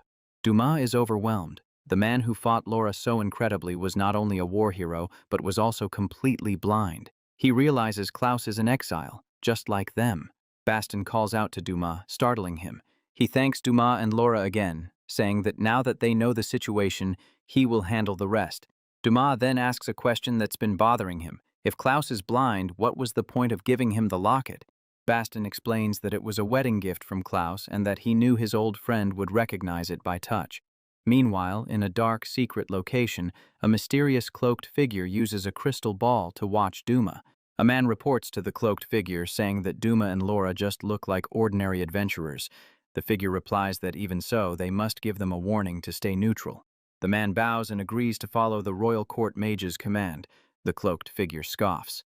The figure is revealed to be the same corrupt department head that Douma headbutted back in the capital. Grazzo's report about Douma's arrival in Rhodocina was a lucky break. He knows Douma is no mere F-rank adventurer. The corrupt mage stares into his crystal ball, his eye glowing with malice. He declares that Rhodocina is now his territory, and this time, he will be the one to take everything from Douma. His hatred for royal magician Douma burns intensely. The next day, back at the mansion, Nicola runs frantically through the halls calling for her master. "Master! This is terrible!" she cries, her voice filled with panic. She bursts into Douma's workshop.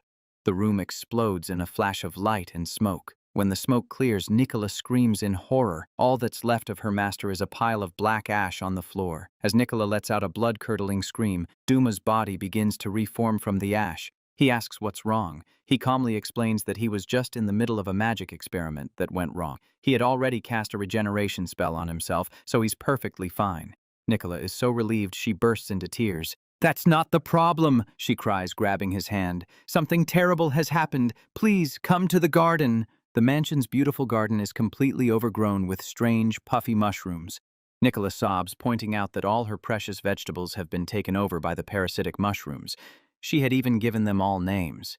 In a fit of rage, she declares war on the mushrooms, vowing to show them the fury of a boggart. Douma gently pats her head, telling her to calm down. He tries to think logically about what could have caused this. Nicola is convinced the mushrooms came from hell just to mock her, and Douma thinks to himself that she might be surprisingly close to the truth. Using his magic senses, he discovers that the mushrooms are pulsing with magical power, something he has never encountered before. Nicola, with swirls in her eyes and sharp little teeth, declares that she will get her revenge. Douma has to physically hold her back, telling her that a boggart life of revenge is futile. He realizes he needs help to trace the source of this strange magic. He turns to Laura, but she just stares at him blankly and pokes his cheek. Douma heads outside to investigate. He plans to trace the magic, but he quickly realizes it won't be necessary. A very obvious mushroom road leads away from the mansion and into the forest. He admits he doesn't know much about mushrooms, but he notes that some of them look colorful and tasty. As he unconsciously reaches for one, Laura suddenly grabs his wrist, stopping him. He asks what's wrong, startled by her sudden action. He looks down and realizes with a jolt that his hand was about to touch one of the strange mushrooms. He doesn't even remember reaching for it. Laura tells him firmly that mushrooms are dangerous. She grabs his hand and starts pulling him along the path, telling him they need to go quickly. As they walk, a new day begins. Douma becomes very aware of the fact that Laura is still holding his hand. He can feel her warmth and her breathing, and it reminds him that despite her incredible strength, she is still just a girl his age. He starts to get flustered. He shakes his head, telling himself not to get carried away by the mood. Laura looks at him, confused. He starts to wonder about the mood. He notices a strange, sweet scent in the air, coming from the millions of mushrooms around them. He wonders if the scent is making his head feel fuzzy and causing him to be so conscious of Laura. He is so lost in thought that he bumps right into Laura's back when she suddenly stops. "Looks like we're here," she says, looking straight ahead. Douma looks up, surprised that they've already reached their destination. As they follow the path, they come to a clearing and stop in their tracks. Before them stands a mushroom so enormous it towers over the trees like a mountain. Douma is speechless, stammering that the mushroom might be even bigger than their mansion, but Laura holds up a hand, telling him to wait. A large, gray wolf suddenly appears on the path in front of them, growling defensively. The wolf seems strangely agitated. Instead of attacking, it looks around nervously before running off into the bushes. Douma wonders what's going on. As it runs, the wolf begins to whimper and shake uncontrollably. It stops directly at the base of the giant mushroom. In a horrifying instant, the mushroom's stalk releases a cloud of spores, and the wolf completely dissolves into dust, which is then absorbed by the giant fungus. Douma screams in shock, watching as the giant mushroom seems to grow even larger after consuming the wolf. Douma breaks out in a cold sweat. He realizes that the sweet scent was a trap, meant to lure in creatures like the wolf and himself to be absorbed as nutrients. He thanks Laura for stopping him from touching the smaller mushroom earlier, but the danger isn't over. Another wolf, this one's fur a ghostly white, emerges from the woods and stalks towards them. It gets into a low, aggressive stance, ready to pounce. As it gets closer, They see the horrifying truth. A small spotted mushroom is growing directly out of the back of the wolf's head. Douma looks around and sees that they are surrounded by a whole pack of these mushroom-controlled wolves. He warns Laura to be careful. Two of the infected wolves leap into the air, lunging straight for them, but they are no match for a royal knight. Laura moves in a blur, her sword flashing as she effortlessly cuts down the attacking wolves. She lands gracefully between the two falling creatures, not a single scratch on her. Douma and Laura stand back to back, ready to face the rest of the pack. Douma knows he has to act. He floats into the air, a complex magic circle appearing beneath him. He unleashes a powerful magical attack that slams into the ground, knocking the entire wolf pack off their feet. He realizes that the source of the wolves' strange behavior is the mushrooms on their heads, and the source of that magic is the giant mushroom. With a determined cry, he gathers his magic and fires a powerful beam of energy directly at the base of the giant mushroom's stalk. "Douma, it's working!" Laura shouts as the wolves around them begin to wither and collapse. "Yes!" Douma shouts triumphantly. He declares that he hates mushrooms and that they will be having mushroom curry for dinner. But as he prepares to finish it off, the giant mushroom begins to shrink at an incredible speed. It shrivels up until it's no bigger than a person, and in its place sits a tiny, adorable little girl with long hair and a mushroom cap on her head. She looks up at them with big, teary eyes. Douma and Laura are completely stunned into silence. The little mushroom girl's eyes well up with tears as she looks at them. Douma is completely bewildered. They stand in the now empty clearing, staring at the strange little creature. "Human!" she suddenly shouts, startling Douma. She immediately begins to beg for her life, pleading for the great and generous humans to forgive cute little Noko. Douma ignores her flattery and gets straight to the point, asking if she is the one who infested their garden. The mushroom girl, Noko, vehemently denies it. She proudly states that she would never infest the garden of a great human, but she did infest the garden of a lowly boggart, arguing that her flawless investigation showed no humans had lived in the mansion for hundreds of years. Douma deadpans that they have been living there since the day before yesterday. Noko freezes, realizing her investigation was not so flawless after all. As Douma points out her mistake, Noko begins to tremble with fear. She tries to explain herself, saying that she only grew the giant mushroom to spread spores so she could live comfortably. She claims it was all for survival. Noko asks if this means she is forgiven, but Douma, forming a ball of dark magic in his hand, asks if she would mind if they punished her with a stronger power. He tells her that apologizing to them isn't enough. In the background, a terrifying, demonic-looking Nicola looms, and Douma warns Noko that if she doesn't apologize to the boggart whose garden she ruined, Nicola will be lost to the dark side forever. Noko just scoffs at the idea of apologizing to a boggart. She proudly declares that she is a noble fairy and would never bow her head to a lowly boggart. However, she is cut off mid-sentence by Laura. Laura places a small, normal-looking mushroom on the ground and tells Noko to apologize to it. Douma is glad she understands the situation. Now that the issue is settled, they decide to head back to the manor. As they walk, Noko continues to grumble, saying it's ridiculous that a noble fairy like her was cornered by a mere human. Douma notices that she seems surprisingly energetic. He asks if she's not feeling well, wondering why she would be weak if she was at full power. Noko accidentally lets the truth slip. She admits that her parents recently kicked her out of her home. She found the lovely manor and decided to take it over. Douma realizes what's happening. "So that's why you've been snacking on my magic as we walk," he says. They finally arrive back at the mansion. Noko comes face to face with a furious Nicola, who is trembling with rage. Douma tells Noko that this is the dark side she created. So you're the one who wrecked Nicola's garden, she says, pointing an accusing finger. Unforgivable!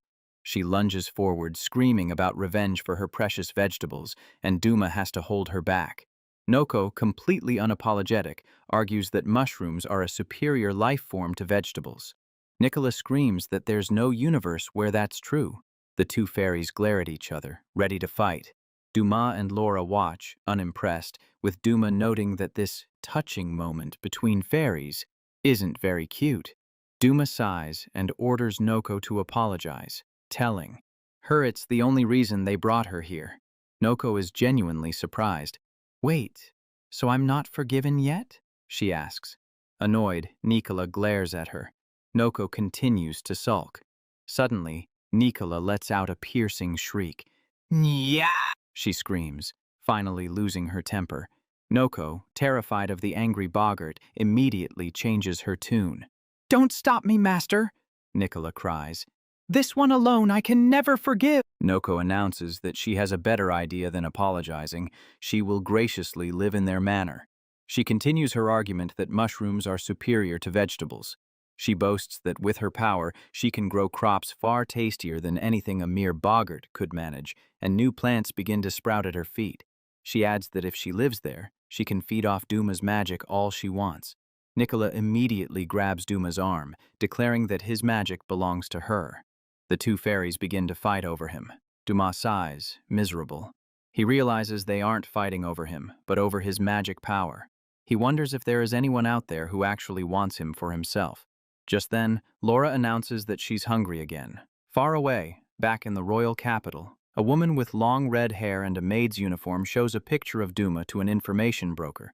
The broker doesn't recognize him. He notes that Douma is not registered as an adventurer in the city and should be working in the capital. The woman's companion, a mysterious figure in a dark, hooded cloak, almost lets slip that Douma is not an adventurer. They thank the broker and leave. Once they are alone, the cloaked figure says, "Jackpot. Let's move." They walk through the city streets, discussing how to find Douma. The hooded figure knows that with their current status, breaking into the royal palace would be a bad idea. A group of rough-looking men calls out to them. The leader says he knows the silver-haired magician they are looking for and offers to take them to him. The hooded figure is determined to find Douma, no matter what it takes. She agrees to their offer and tells them to lead the way. The men lead them out of the city and into a barren, spooky forest. The men surround the two women, laughing. They mock the high-born girls for being so naive as to follow them into a trap. They notice the maid and assume the hooded figure must be someone important. They decide to start with her. But the maid, whose name is Natalia, steps forward to protect her lady. "Stand back," she says coldly. "I won't let you lay a finger on my lady." The men just laugh at her bravery and grab her arm. "How troublesome," Natalia says, completely unfazed. She grips the man's wrist, and he cries out in pain. With a single, fluid motion, she flips him over her shoulder and slams him into the ground. The other men are shocked as strange, thorny vines suddenly sprout from the ground around them. Natalia reveals two sharpened, wand-like batons from her sleeves. She calmly introduces herself as Natalia, the lady's attendant and bodyguard, fully trained to handle emergencies like this. The men, furious at being outsmarted, charge at her. Natalia meets their attack with a flurry of strikes, easily defeating them. She stands over their unconscious bodies, victorious. She turns to her last opponent, the man who was holding her lady hostage. "That's enough," she says. "Look over here." The man is still holding his sword to the hooded figure's throat. He threatens Natalia, telling her to behave if she doesn't want her princess to get hurt. Natalia just looks at him with pity. "You're very unfortunate," she says. The hooded figure speaks for the first time. "If you had kept dealing with just me," she says, her voice low and menacing, "your injuries would have been much lighter." A powerful whirlwind of magic erupts from her, sending the man flying. The wind tears her dark cloak away, revealing a beautiful, elegant woman with long silver hair. Her wide, pointed witch's hat falls from her head. She catches the hat gracefully. "Men really are idiots, aren't they?" she asks with a confident smile. She looks down at the defeated man. She admits that she only followed him because she thought he might actually know something, but he was useless. "Who the hell are you two?" the man screams in terror. The woman creates a magic circle and sends a blast of energy at him. He is frozen in place, paralyzed by her magic. She smiles, a dangerous glint in her eyes. She says she's been dying to vent some frustration after her long trip, and he picked the wrong target. The man's eyes widen in absolute terror. A blood-curdling scream echoes through the forest. A short while later, The woman questions the terrified man. He confesses that he was telling the truth. He saw a silver-haired magician leaving the city a few days ago with a group of adventurers heading north. The woman realizes this is why she couldn't find Douma in the capital. She knows that north means he could only be heading to one of two places, Gruden or Rhodocina. She immediately decides to set out after him, but says she needs a new robe made first. Natalia tells her she doesn't need to hide her face and that she should be more aware of her high position. The woman smiles, revealing her true identity.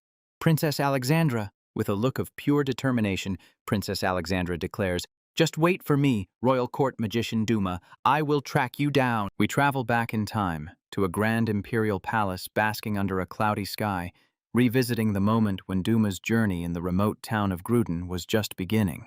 Inside a magnificent office, Emperor Yozil III lets out a long, dramatic sigh, openly complaining to his aides that he has absolutely no desire to attend an upcoming political event. He laments that the neighboring kingdom is being far too demanding with their invitation to a party celebrating the 10-year truce, but his stern attendant immediately questions her ruler's unenthusiastic behavior. A graceful, silver-haired young woman enters the conversation with a knowing smile, remarking that while diplomacy is important, the kingdom's true intentions for inviting her are painfully obvious. His attendant quickly realizes the implication, asking if this is about a political marriage, which the princess confirms is exactly the case, comparing it to sending a rabbit into a den of wolves. The emperor sweats nervously, trying to backtrack by claiming it was just a metaphor, while his attendant stares back, questioning if he truly just called Princess Alexandra a rabbit. Exhaustion weighs heavily on the emperor as he slumps over his desk, admitting that refusing the invitation would create diplomatic problems and wishing someone else could handle it for him. The attendant's patience finally breaks, and she sternly reprimands him, declaring that this is no way for a proper emperor to speak. Their argument is suddenly interrupted by a guard's urgent call from beyond the large doors, announcing an emergency that requires their immediate attention. A guard bursts into the room with earth-shattering news that sends a shockwave through the court. Princess Alexandra has eloped, leaving behind only a note in her room. The emperor, however, remains oddly calm. Revealing the note, simply says she is off to meet an old friend, and he deduces her bodyguard Natalia must be with her. His attendant begins to relax at the news, but her relief is cut short by a sudden, dawning horror as she remembers telling the princess about the marriage proposal just the day before. He tries to calm her down, suggesting they know exactly who she went to see, but this only infuriates his attendant more, and she shouts his title in pure frustration.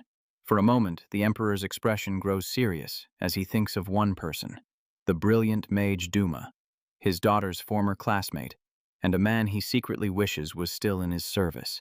The scene shifts forward in time as we arrive on the bustling streets of Gruden, where Princess Alexandra, now in traveling clothes, walks with unwavering purpose, her loyal attendant Natalia close behind.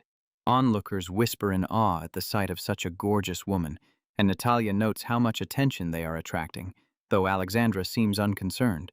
The crowd also murmurs in admiration of Natalia's cool and beautiful demeanor, but she quietly pleads with them to be more discreet. Alexandra turns to Natalia with a playful smile, admitting she doesn't mind the attention, but her attendant quickly steers the conversation back to their urgent mission of finding Douma. Now serious, Alexandra acknowledges that asking the locals has been fruitless, so she decides their next step must be to find an adventurer who is familiar with the road to Rhodocina. As if on cue, Natalia spots a potential guide and calls out to get their attention. The person they stop is Yorbe, the energetic A-rank adventurer, who bluntly informs them she just returned from an exhausting trip to Rhodocina and is not taking on any new jobs. Her words are music to Alexandra's ears. She has found her lead. A wide, excited grin spreads across her face as she celebrates their incredible luck. Alexandra approaches Yorbe with a friendly smile, showing her a magical device displaying Douma's portrait and asking if the adventurer knows this man. Yorbe's eyes narrow with suspicion, and she refuses to give up any information without first knowing exactly what their intentions are with him. With a mischievous glint in her eye, Alexandra leans in and playfully suggests that she might just want to pull a little prank on her old friend.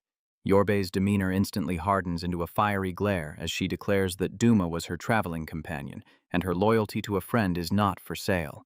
She defiantly throws down a pouch of money, challenging them to try and take the information from her by force if they dare. As more money is offered, her resolve only strengthens, but Alexandra simply smiles, saying she admires people who are so cooperative and agrees to tell them what she knows.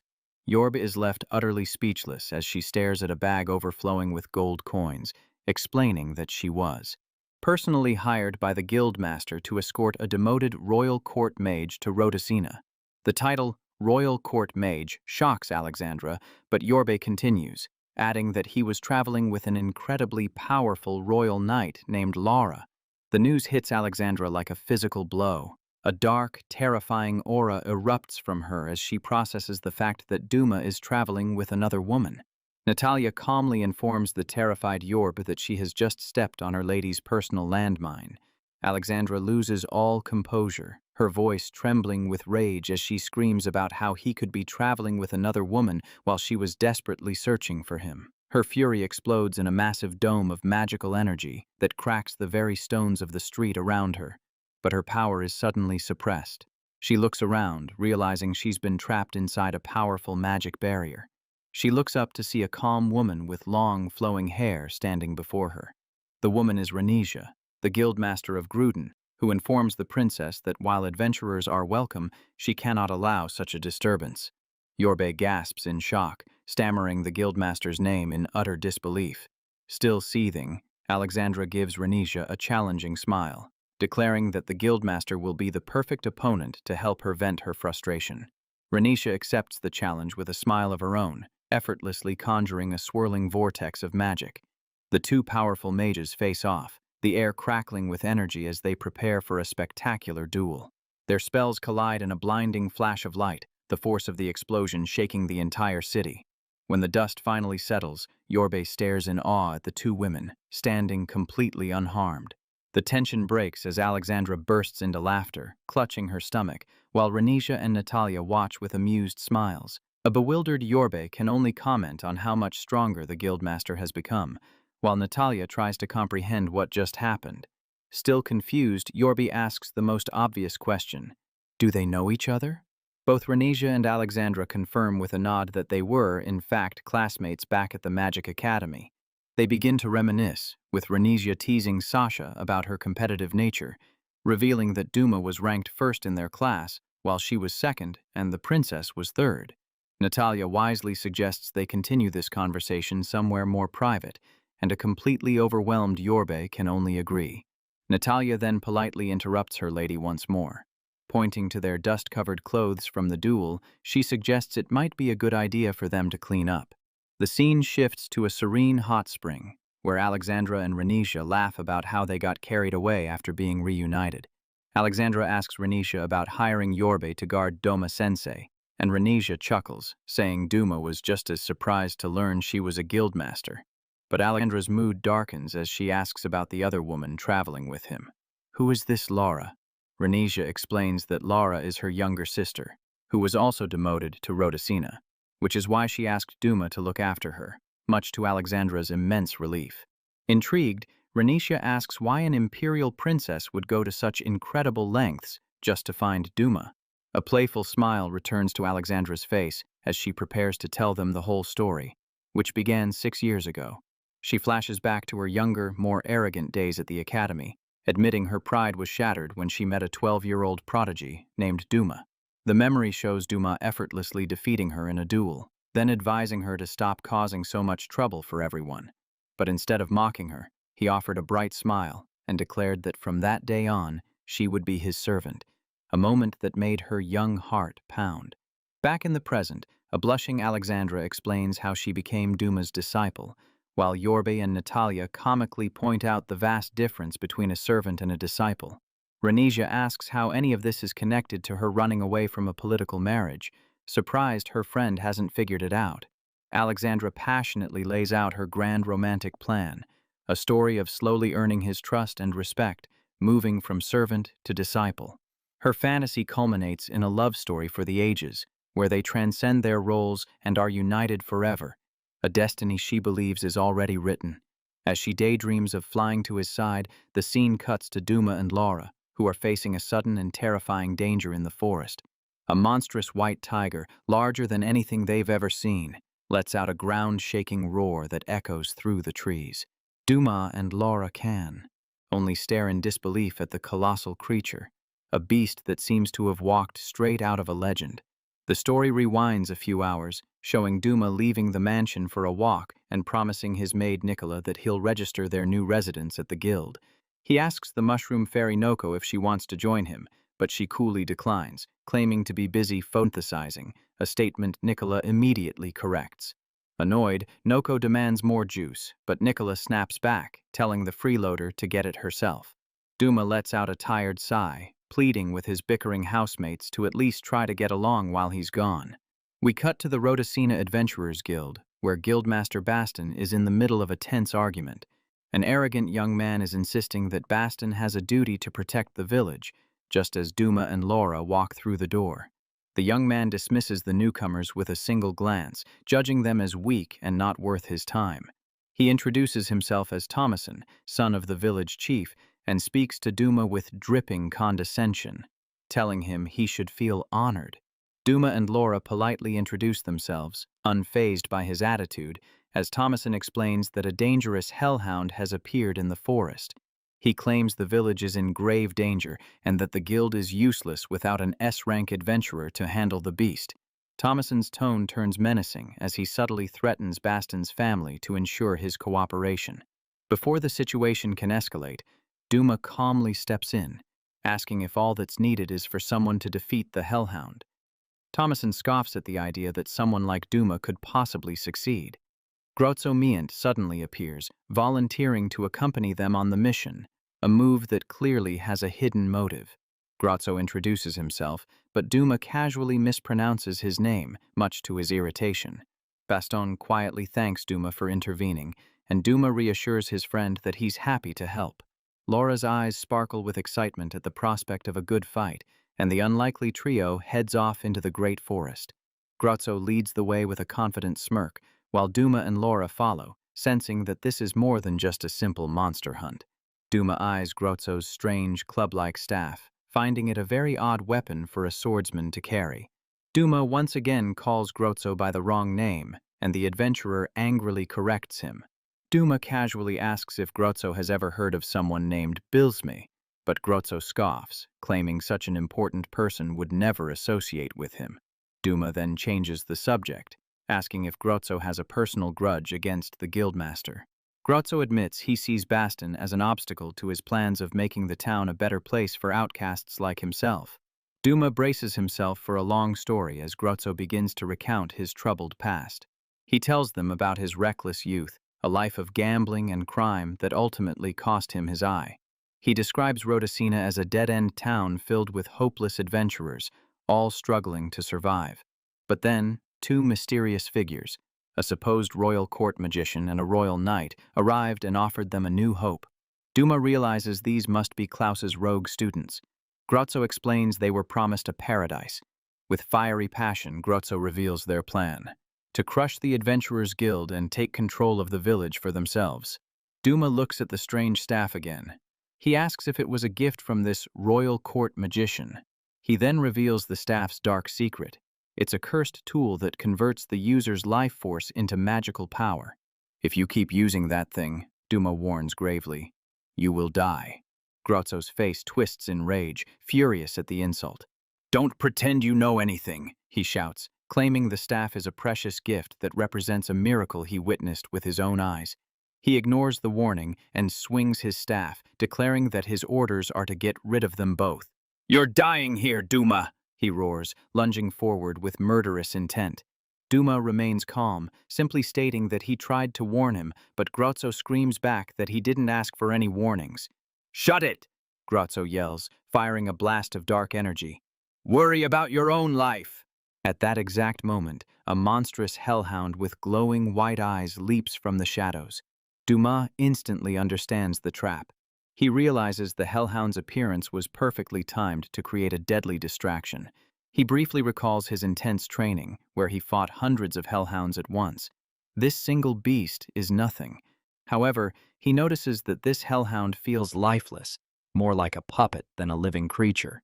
Before it can attack, Laura moves like a flash of light, intercepting the beast and sending it flying, leaving Grozzo staring in disbelief. Douma catches the creature's body, revealing the magical threads controlling it. He explains that the miracle Grozzo saw was nothing more than forbidden necromancy. He easily dodges the puppet's attacks, remarking that both the staff and the spell are the work of an amateur. Suddenly, a deep rumbling shakes the entire forest as a new, immense power awakens nearby. Douma turns to Grozzo, his expression serious, sensing this new threat is on a completely different level. The ground erupts violently as a colossal shape rises from the earth, sending rocks and trees flying into the air. Douma remembers reading about a local legend, a guardian of the forest, as the furious face of the white tiger emerges from the dust. The legendary creature reveals its full form, a tiger so enormous it dwarfs the forest, its eyes glowing with ancient power. Laura and Douma look up in awe. It is the legendary white tiger, the holy beast of the forest. A terrified Grozzo asks why it's here, and Douma grimly explains that his use of forbidden necromancy has desecrated the tiger's sacred territory and awakened its fury. "Run!" Douma yells, but it's too late. Dark flames of spiritual energy erupt from the ground, trapping Grozzo. Paralyzed with fear, Grozzo is unable to move as Douma quickly casts a protective spell. The tiger unleashes a powerful blast, but Douma's barrier holds, sending a screaming Grozzo flying backward. Douma calmly states that while Grozzo will survive, his injuries are a fitting punishment for disrespecting the forest. Douma and Laura face the snarling tiger, realizing this was no mere warning. The holy beast is ready for a real fight. Douma stretches, a wide grin on his face. He accepts the beast's challenge, ready to help it blow off some steam. His eyes gleam with excitement. The epic battle between the former chief royal court mage and the legendary holy beast begins. The fight starts instantly, with Laura leaping high into the air and landing gracefully on the colossal tiger's back. Douma assesses the devastation caused by the tiger's first charge, impressed by its raw power. He signals to Laura, a determined look on his face. It's their turn to attack. The white tiger, having shaken Laura off, crouches low to the ground, its eyes fixed on Douma, ready to pounce. Douma raises his staff, unleashing a complex 7-layer magic circle. He chants the spell's name, Earth Cannon Barrage. A volley of massive, magical projectiles made of rock and earth shoot from the ground, striking the tiger with explosive force. As the barrage continues, Laura soars through the air, using the chaos as cover for her own attack. She lands a powerful, spinning kick directly on the tiger's jaw, a shockwave rippling from the impact. But an invisible magic barrier stops her sword. Douma explains that as a spirit, the tiger's magic is instantaneous and powered by the sacred ground itself. Realizing they need more power, Douma prepares an even grander spell. A massive 13-layer magic circle forms as he chants, Great Earth, Hammer Strike! The hammer slams down, but the beast roars defiantly, shattering the massive spell with its sheer strength. The tiger rears up, preparing to bring its massive paw down and crush them flat. Douma knows a simple defensive spell won't work. He has to do more than just block the attack. He casts a powerful binding spell, but the sheer weight of the tiger's paw is overwhelming, cracking the ground beneath him. "Laura!" Douma shouts, calling for her help. She joins him, and together they combine their power, unleashing a massive burst of energy that pushes the tiger's giant paw back. Seeing their combined strength works, Douma quickly devises a new strategy. Focus all their power on a single point. Understanding the plan, Laura uses magical platforms as stepping stones, launching herself higher and higher to build incredible speed and power. She dives down like a comet, her sword aimed at a single point on the tiger's magical barrier, striking it with all her might and creating a small crack. "There's a crack in its barrier. Leave the rest to me," Douma shouts, seeing his chance. He unleashes his most powerful and complex spell yet, a 29-layer composite magic circle, a level of magic almost unheard of. Hence the final word of the spell, a surprisingly simple name for such a complex technique. Child. A concentrated beam of pure, white energy erupts from his staff, piercing the crack in the tiger's barrier and striking the holy beast directly. The spell results in a colossal explosion of light, so bright it engulfs the entire forest, leaving Douma and Laura panting, completely exhausted. They look out at the result of their battle. A massive crater has been carved into the landscape where the forest once stood. Douma slumps to the ground, spent. He explains that the spell was a brand new type of magic he'd only just perfected. He is completely beaten. Laura, equally tired, simply states that she is hungry. For once, Douma wholeheartedly agrees. As they walk away, he wonders if Nicola and Noko are getting along, when he suddenly notices the tiger's striped tail trailing behind them. They turn to see the white tiger, now shrunk down to the size of a large house cat, with a dopey, peaceful expression on its face as it follows them. Douma and Laura can only stare, completely shocked and confused by this unexpected turn of events. Far away, in a dark, book-lined room, a cloaked figure with glowing eyes stares intently into a crystal ball, observing the events in Rhodocina. The scene shifts to Grozzo, now wrapped head to toe in bandages, reporting his failure to the mysterious figure, who coldly summarizes their utter defeat. A second masked figure dismisses their story of the white tiger as a childish fairy tale, adding that no human could defeat such a creature anyway. From within his bandages, Grozzo weakly protests that he isn't lying, but the figure silences him with a sharp command. The masked villain notes that regardless, Douma now knows of their plans, and he must be eliminated as soon as possible. He turns to a nervous Tom, asking if the other preparations they discussed are proceeding as planned. The villain gives a final, chilling reminder to Thomason, "Never forget, you are being kept alive for that purpose." Back at Douma's mansion, a new argument has begun. Nicola and Noko are debating what to name their new tiger, one arguing for Stripes and the other for White Tiger. The debate rages on, with Nicola arguing for a cute name and Noko insisting on her more noble choice. After the battle, the tiger had shrunk down and followed them home, so they decided to keep it. Douma finishes his report to Baston, who is completely overwhelmed by the tale of necromancers, a legendary holy beast, and a new magical pet. Baston stammers that he feels a bit dizzy, clearly struggling to comprehend everything that has just happened.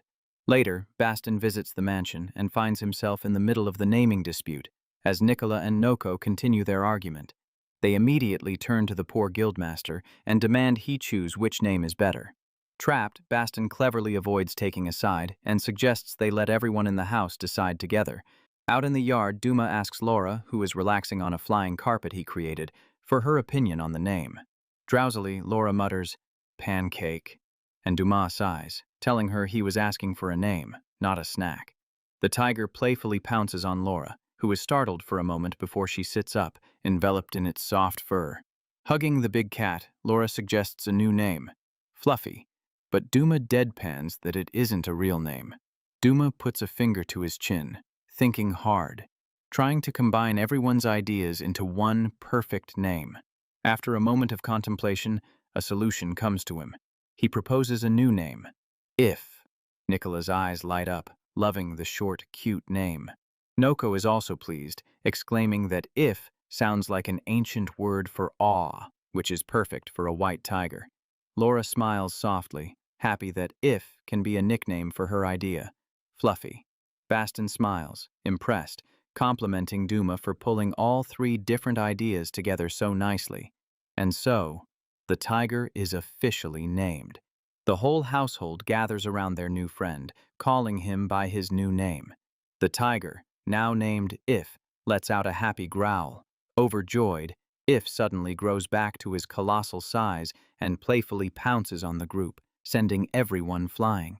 Baston screams in terror, certain that his spine or ribs are about to be broken by the affectionate holy beast. 2 weeks pass peacefully, but Douma narrates that another, even more explosive visitor is about to arrive on their doorstep. On a hill overlooking the village, Princess Alexandra and Natalia have finally arrived. Alexandra declares triumphantly that she can finally see Rhodocina. She looks out at the town with determination, vowing that she is finally going to see her beloved Professor Douma. Natalia offers a word of caution, reminding the princess that it has been 6 years, but Alexandra waves off her concerns, completely confident in the man she remembers. She closes her eyes, lost in a fond and slightly inaccurate memory of the last time they parted ways. In her romanticized memory, Douma points at her and promises, "I will definitely come to fetch you one day." As Alexandra skips happily toward the village, Natalia sighs, thinking that her lady is completely blinded by love. Natalia's expression hardens. She makes a silent, deadly vow. If Lord Douma proves to be unworthy of her lady's affection, she will eliminate him. Entering Rhodocina, Alexandra looks around with a smile, finding the so-called backwater frontier town to be quite charming. Her pleasant mood is soured when she spots a couple of rough-looking thugs loitering on the street. The thugs notice the two beautiful newcomers and approach them, offering to show them around. One of the thugs brazenly puts a hand on Alexandra's shoulder, only to be instantly repelled by a powerful magic barrier. Alexandra coolly brushes her shoulder off. "Don't you dare touch me with those filthy hands," she says, her voice cold as ice. "I have a date with Professor Douma." Enraged by her rejection, the thugs yell for their companions to grab her, but a calm voice orders them to stop. A lone figure walks towards them through a swirling vortex of energy, sighing that he can't even come down to the village without running into trouble. The thugs are terrified by the newcomer's immense presence, stammering his name in fear. "Sir!"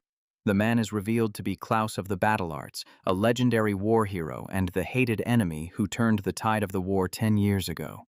Klaus seems to sense Allegra's presence, but dismisses her as just a little girl. In a blur of motion, Klaus draws his sword and swings it directly at Alexandra's neck, causing Natalia to cry out in alarm. The blade stops a hair's breadth from her skin, yet she doesn't even flinch. Klaus is impressed, noting that she is clearly not just a little girl. Before Klaus can react, Natalia springs into action, her own daggers drawn to defend the princess. "Show some respect!" Natalia yells, holding her weapons at the ready. "You stand before Her Imperial Highness, Princess Alexandra!" Klaus smirks, now understanding the source of her incredible confidence. Alexandra calmly tells Natalia to put her weapons away, reminding the war hero that as a hero of the kingdom, he is on their side. She continues with unwavering confidence, stating that even her father, the Emperor, admitted that Klaus outclassed him in skill. She looks him in the eye and asks with a gentle smile, "A man like that would never swing his sword for the wrong cause, right?" Klaus lets out a short laugh, sheathing his sword and remarking that he keeps running into outrageous girls lately. He apologizes to the princess, explaining that he had to test her to see if she was an enemy. Alexandra's eyes light up with realization and excitement. She exclaims that this must mean he knows her teacher. With her suspicion confirmed, Alexandra's demeanor flips instantly, her previous intensity gone. She clasps Klaus's hands gratefully, gushing that he's the second most wonderful man she's ever met, right after her teacher. Klaus later tells his friend Baston about the encounter, explaining that he apologized to the princess. He then realizes his mistake. He completely forgot to mention Douma's roommate, Laura, to the princess. Re-energized and with her destination confirmed, Alexandra grabs Natalia and takes off at full speed, shouting that she's finally going to see him. She points excitedly towards the large mansion on Ghost Hill, confirming with the locals that it's where Douma is living. Now that she's close, Alexandra's eyes glow with magic as she eagerly uses a remote viewing spell to see his face. Her magical vision focuses on the mansion grounds, where she sees Douma standing very close to Laura, gently holding her face in his hands. Alexandra's loving expression instantly turns to one of shocked, twitching rage. Without a second thought, she unleashes a massive beam of energy that shoots across the sky and slams into the ground right next to the mansion. Back at the mansion, Douma is holding a small dart he just caught out of the air during a training session with Laura. They both look up at the sky, confused by the sudden explosion and the glittering dust that falls from it. A furious voice screams from above. A vengeful Alexandra hurtles towards them like a meteor. Douma and Laura are completely stunned, letting out a synchronized cry of shock. Alexandra crashes down in front of them, pointing an accusing finger at a baffled Douma. A magical binding ring appears around Douma, locking him in place as he exclaims in panic. She flies at him, delivering a furious kick that sends him to the ground while accusing him of being about to kiss another girl. Douma shouts from the ground, asking what she is even talking about, as Alexandra, with tears in her eyes, calls him the worst. He tries to explain that Laura is just wearing her usual training outfit, but Alexandra doesn't believe him, accusing him of making excuses. Just then, Noko and Nicola appear at the door, drawn by the commotion, and politely ask if they have guests. Alexandra stops her tirade, her eyes widening as she sees the two small, non-human figures. Her mind short-circuits at the sight of the little mushroom girl and the maid, and she screams, "You even have a child already?" Douma, sweating nervously, tries to pause the chaos and get some answers. He starts by asking the most important question first, looking at the furious princess who attacked him. "Who are you?" The question hits Alexandra like a physical blow. The world seems to shatter around her as she realizes that after 6 long years, he doesn't even remember her. Overwhelmed by shock and heartbreak, she collapses, groaning that she hates this and should never have come. Douma tries to calm her down, calling her Sasha, but she retorts angrily, telling him not to use her name so casually when he clearly forgot who she was. He tries to backtrack, claiming he didn't remember her because she mentioned his promise to come for her, which he doesn't recall saying. Alexandra looks up at him, heartbroken, whispering that he forgot that too.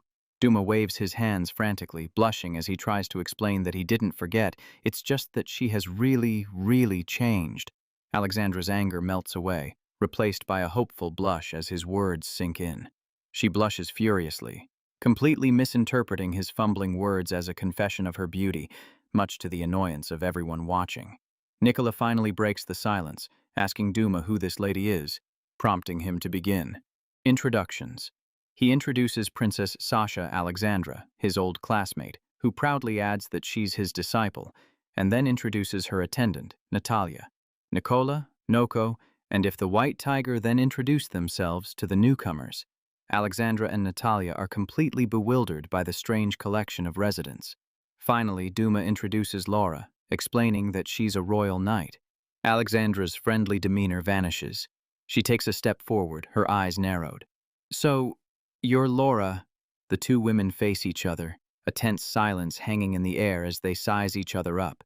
Breaking the tension, Alexandra extends a hand with a warm smile, saying Renizia asked her to take good care of Laura. Laura simply says, "Yeah," and takes the offered hand. The moment their hands touch, Alexandra's smile turns into a competitive smirk. She unleashes a powerful grip, intending to judge Laura's strength for herself. Her confidence is instantly shattered as her own hand is crushed by Laura's immense, effortless strength. Crying in agony, Alexandra drops to her knees, begging Laura to let go.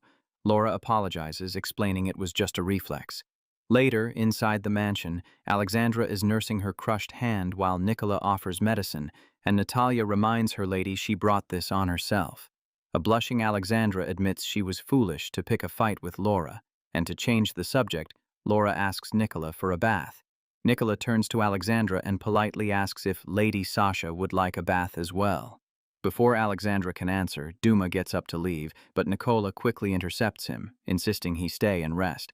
He explains that he's run out of materials and needs to go buy more, promising to be back by sunset. Douma walks alone down a quiet forest path, heading back to the village.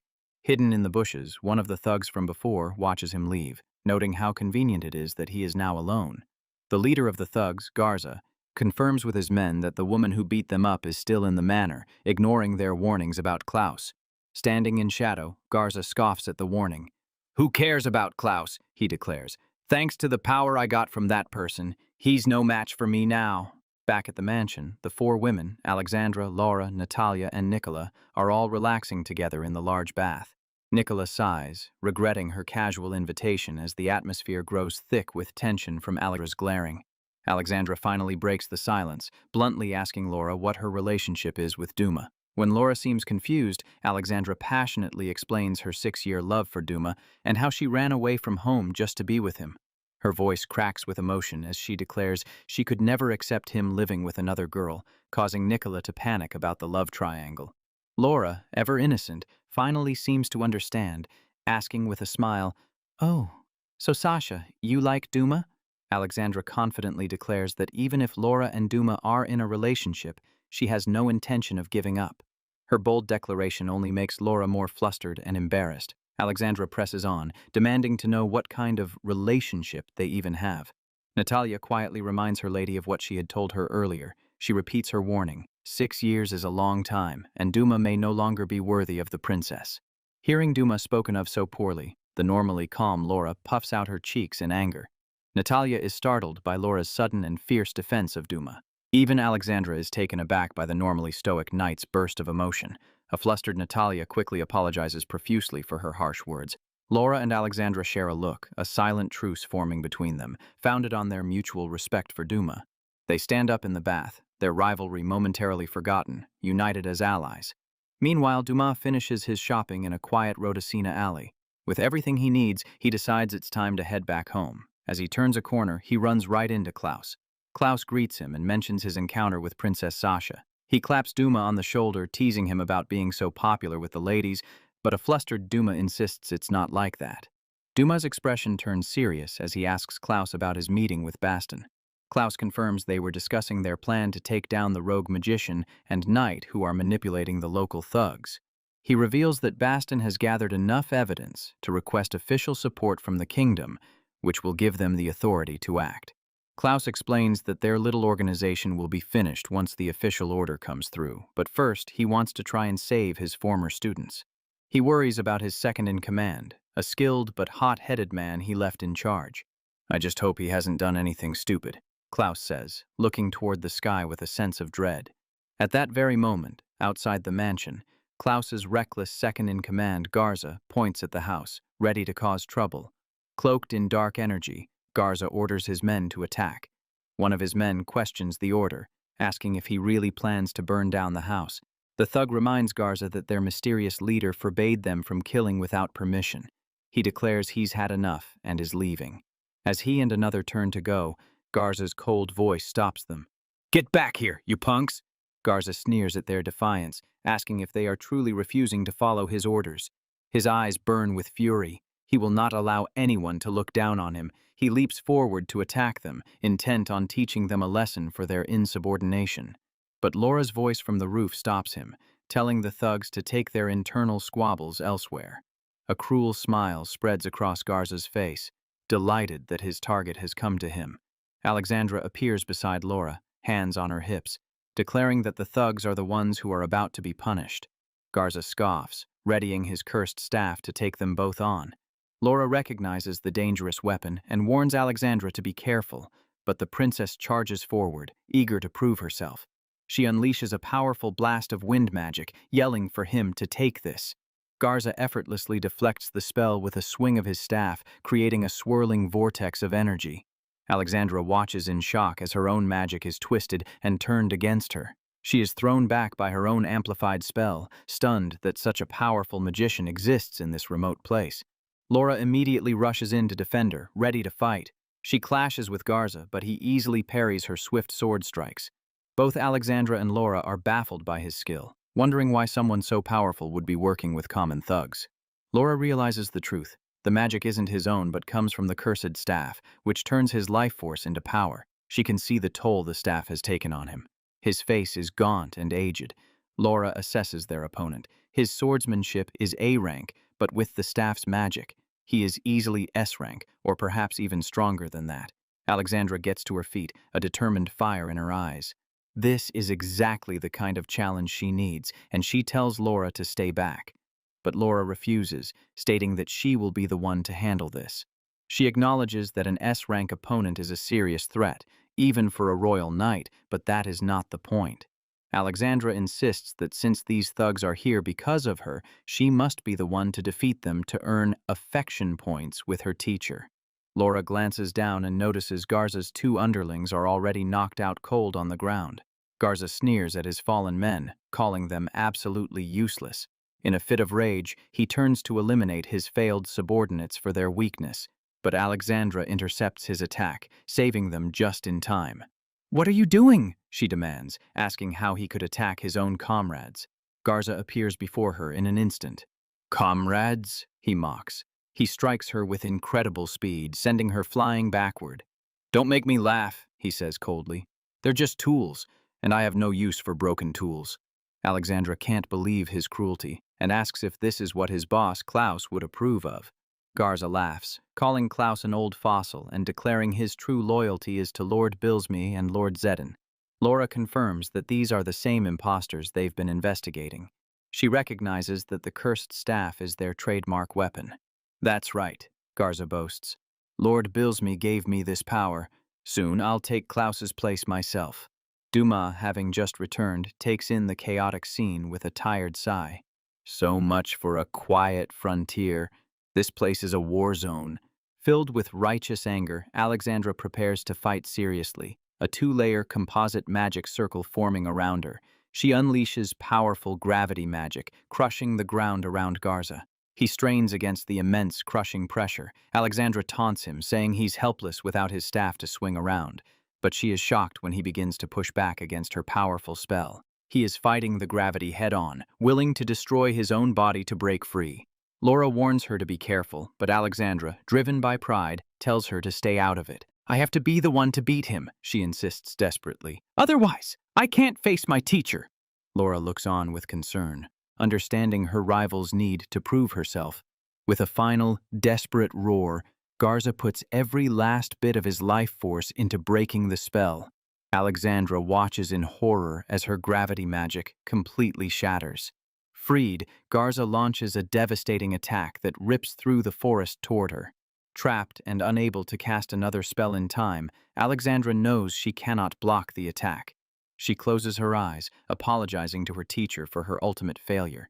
But at the last second, Laura sweeps in, scooping Alexandra up and leaping to safety as the attack explodes behind them. They land on the mansion roof, and Laura asks if she's okay. Flustered at being carried so ungracefully, Alexandra complains that Laura should have carried her princess style. Why did you save me? She asks. Laura replies, I told you, I see you as my rival.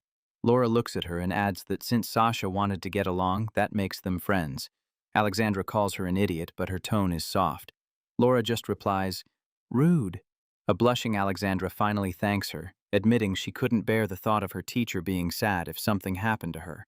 Below them, Garza's body contorts as the staff's magic completely consumes him, transforming him. Laura explains that he has become a mindless berserker, controlled by the staff's dark power. Alexandra's resolve returns. She still wants to be the one to defeat him, but this time she swallows her pride. But I can't do it alone. Please, lend me your strength. Laura looks at her new friend and, with a determined nod, agrees to help. With a new plan, Alexandra asks Laura to pin him down, and the royal knight leaps into battle. Laura engages the berserker, her incredible speed and strength keeping him occupied. High above, Alexandra focuses, preparing a complex spell, determined not to fail this time.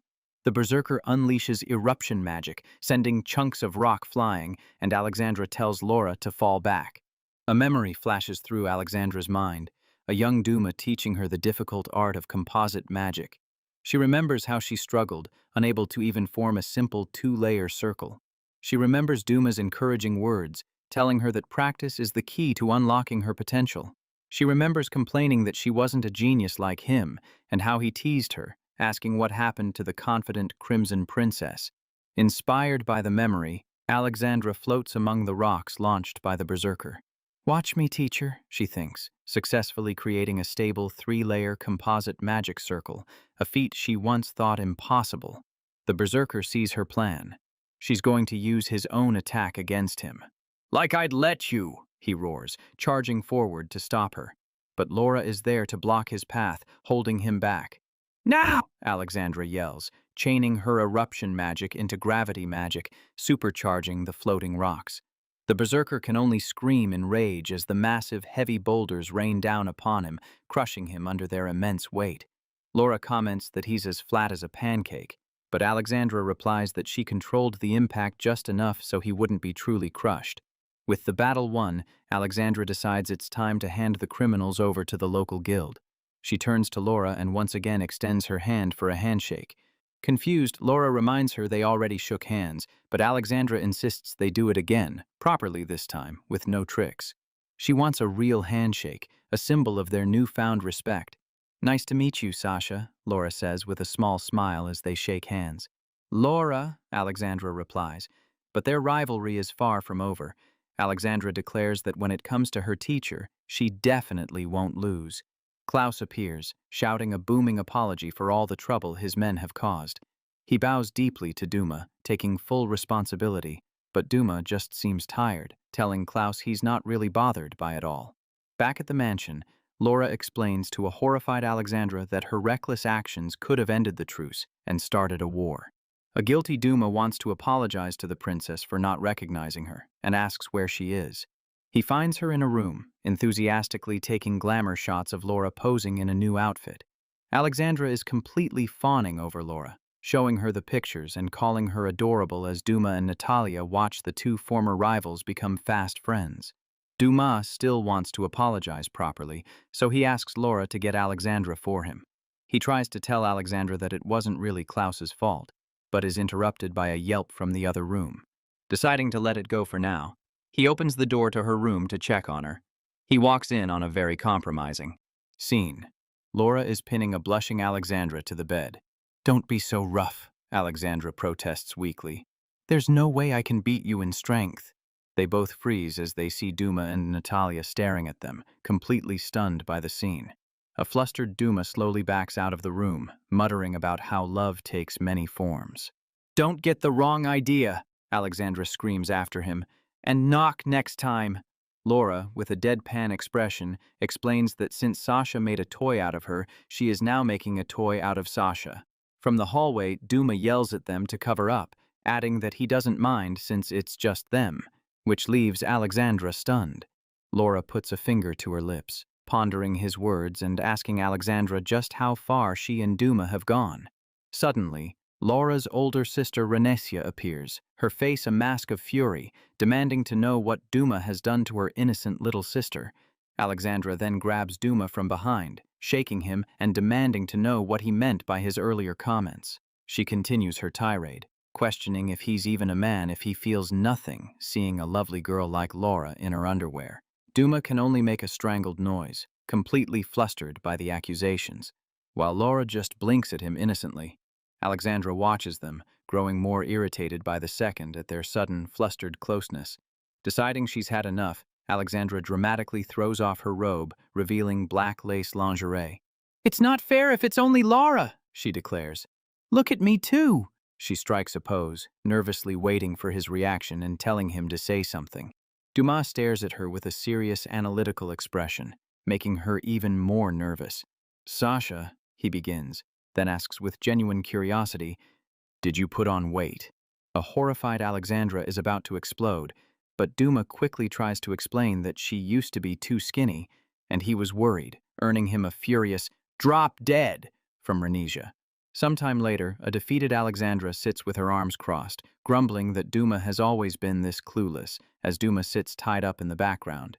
She complains that she's trying to help Laura expand her wardrobe, but Douma and Laura both chime in that they own multiple sets of the same clothes. Alexandra ignores them and excitedly shows a very unimpressed Douma all the pictures she took of Laura, admitting she got carried away. She claps her hands and announces that Laura's fashion show is back on, much to Natalia's dismay.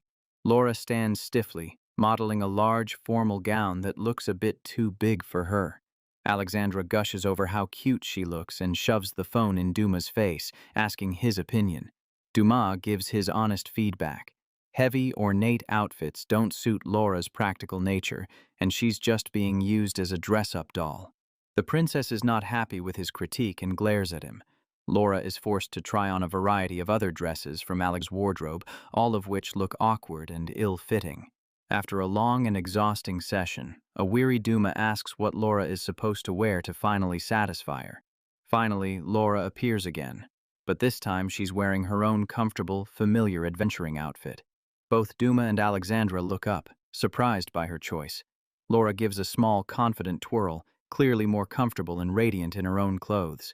Douma smiles, a genuine warmth in his eyes, and tells her that her usual outfit really does suit her the best.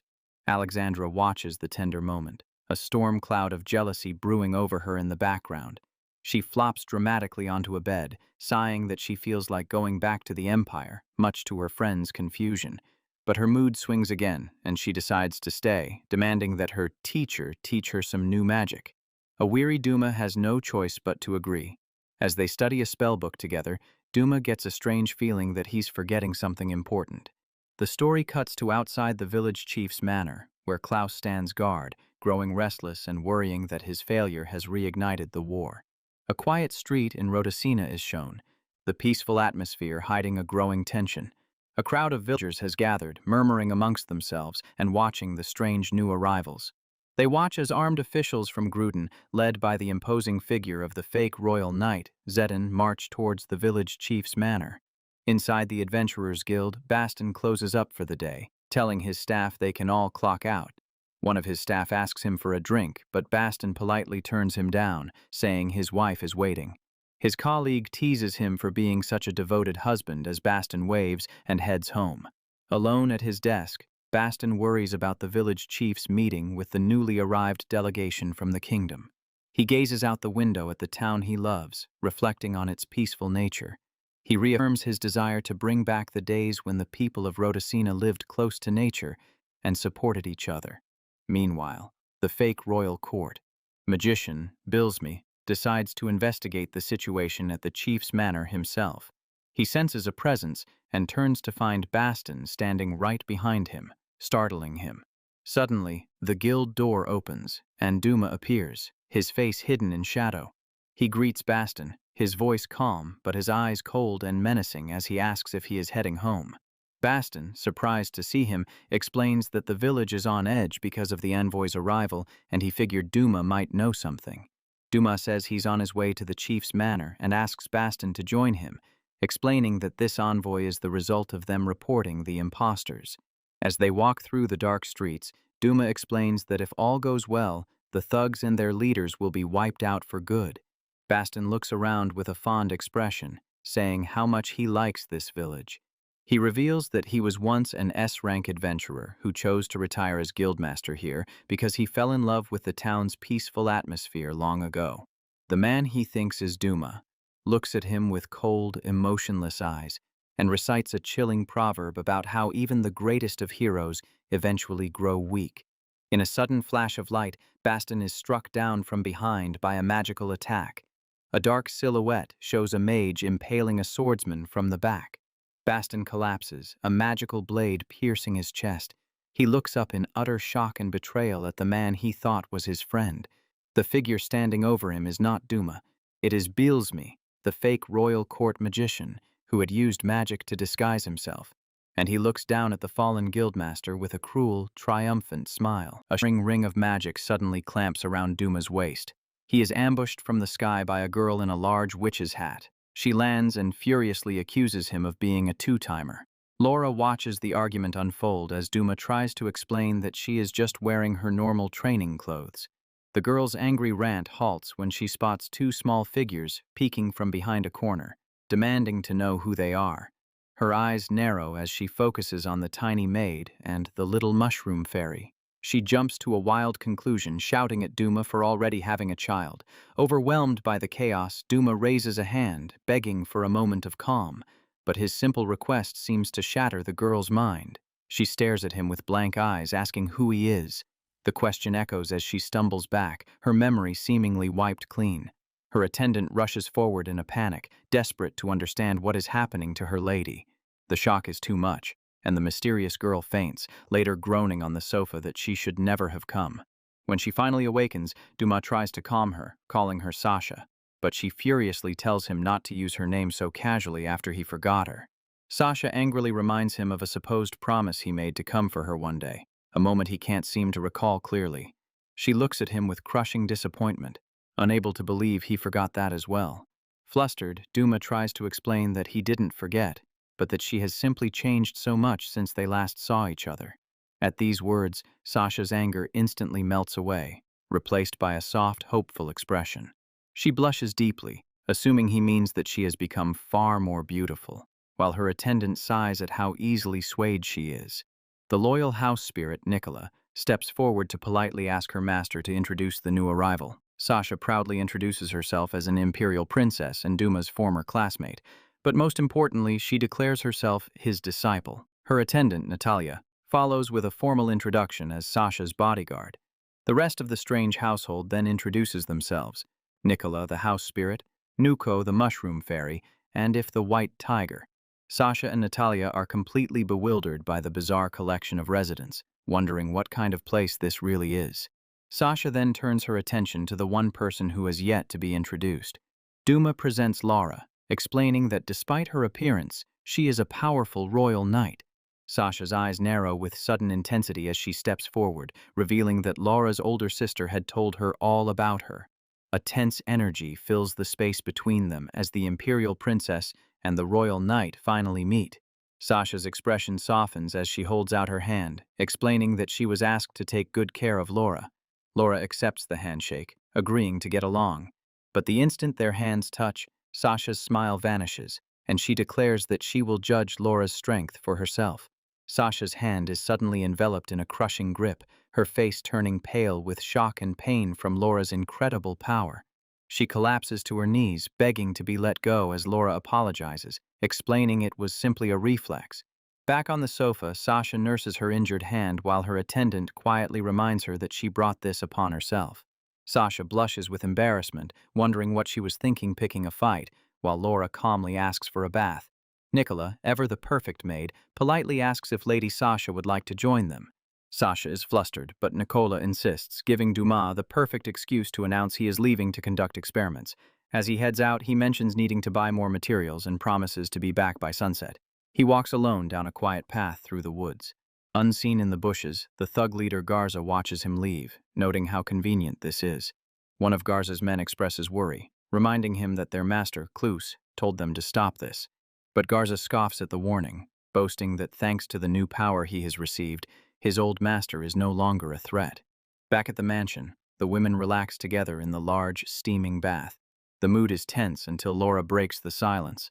Sasha immediately confronts her, demanding to know what her relationship is with Douma. Laura seems genuinely confused by the direct question. Sasha passionately explains that she has been in love with Douma for 6 years, having traveled all this way just to be by his side. She declares that she simply cannot accept finding him living with another girl. Laura finally understands the situation with wide-eyed innocence, simply asking if Sasha likes Douma. But Sasha clarifies that there is something more important she needs to make clear. She confidently announces that even if Laura and Douma are a couple, she has no intention of giving up and is sure she can win on feminine charm alone. Laura is left completely speechless by this bold declaration. She tries to ask what Sasha means by that kind of relationship.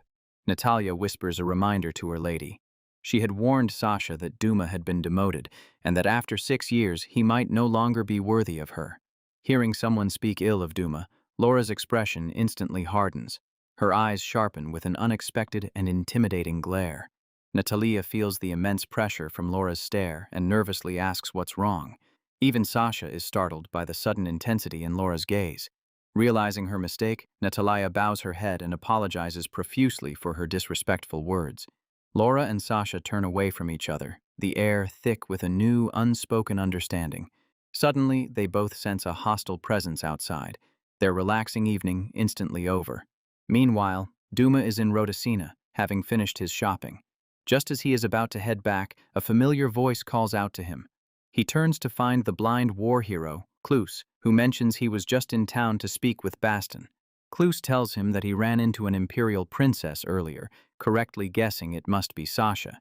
He playfully teases Douma for being so popular with the ladies, but Douma insists that Sasha's arrival was nothing but chaos. His expression turns serious as he asks Klaus about his meeting with the guildmaster.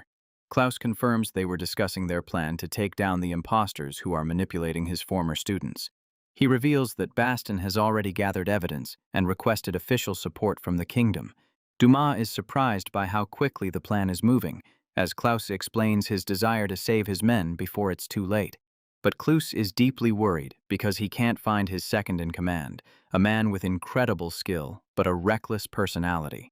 He looks up at the sky with a heavy heart, hoping his student hasn't done anything foolish. But back at the mansion, his fears are already coming true. Garza and his thugs have arrived, standing before the large, ominous house. Wielding a dark, twisted staff, Garza announces that it's time to begin. One of his men protests, arguing that setting the mansion on fire is going too far. He reminds Garza that their benefactor ordered them not to kill anyone and declares that he is done with this. As the men turn to leave, Garza coldly orders them to stop. He looks at them with a sinister smile, asking if they are daring to refuse his orders. His eyes gleam with malice as he declares that he will not be looked down upon by anyone. He raises his staff, ready to punish them for their disobedience. Before he can strike, a voice from the roof tells them to take their fight somewhere else. Laura and Sasha have emerged to confront them, and Garza sneers at how easy this will be. Dressed for battle, Sasha points at the thugs and declares that every last one of them will be punished. Garza scoffs, readying his staff as he taunts them for coming out just to be defeated. Laura's eyes lock onto the staff, recognizing the dark, cursed symbol carved into it. She shouts a warning to Sasha, but the princess is already leaping into action. Sasha flies through the air and unleashes a powerful blast of wind magic, but Garza just smiles, effortlessly spinning his staff in front of him. The staff catches the spell, swirling the wind into a protective shield. Garza looks up, seemingly unimpressed by the attack. With a confident grin, he swings the staff, redirecting the captured magic. Sasha is blown away as her own amplified spell is thrown right back at her. She lands hard, stunned that someone this powerful could be in such a remote town. Garza laughs, seeing his opportunity as Laura moves to help her. He lunges forward to attack the defenseless princess.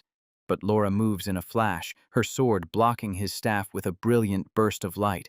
Garza grunts in frustration, his powerful attack completely stopped.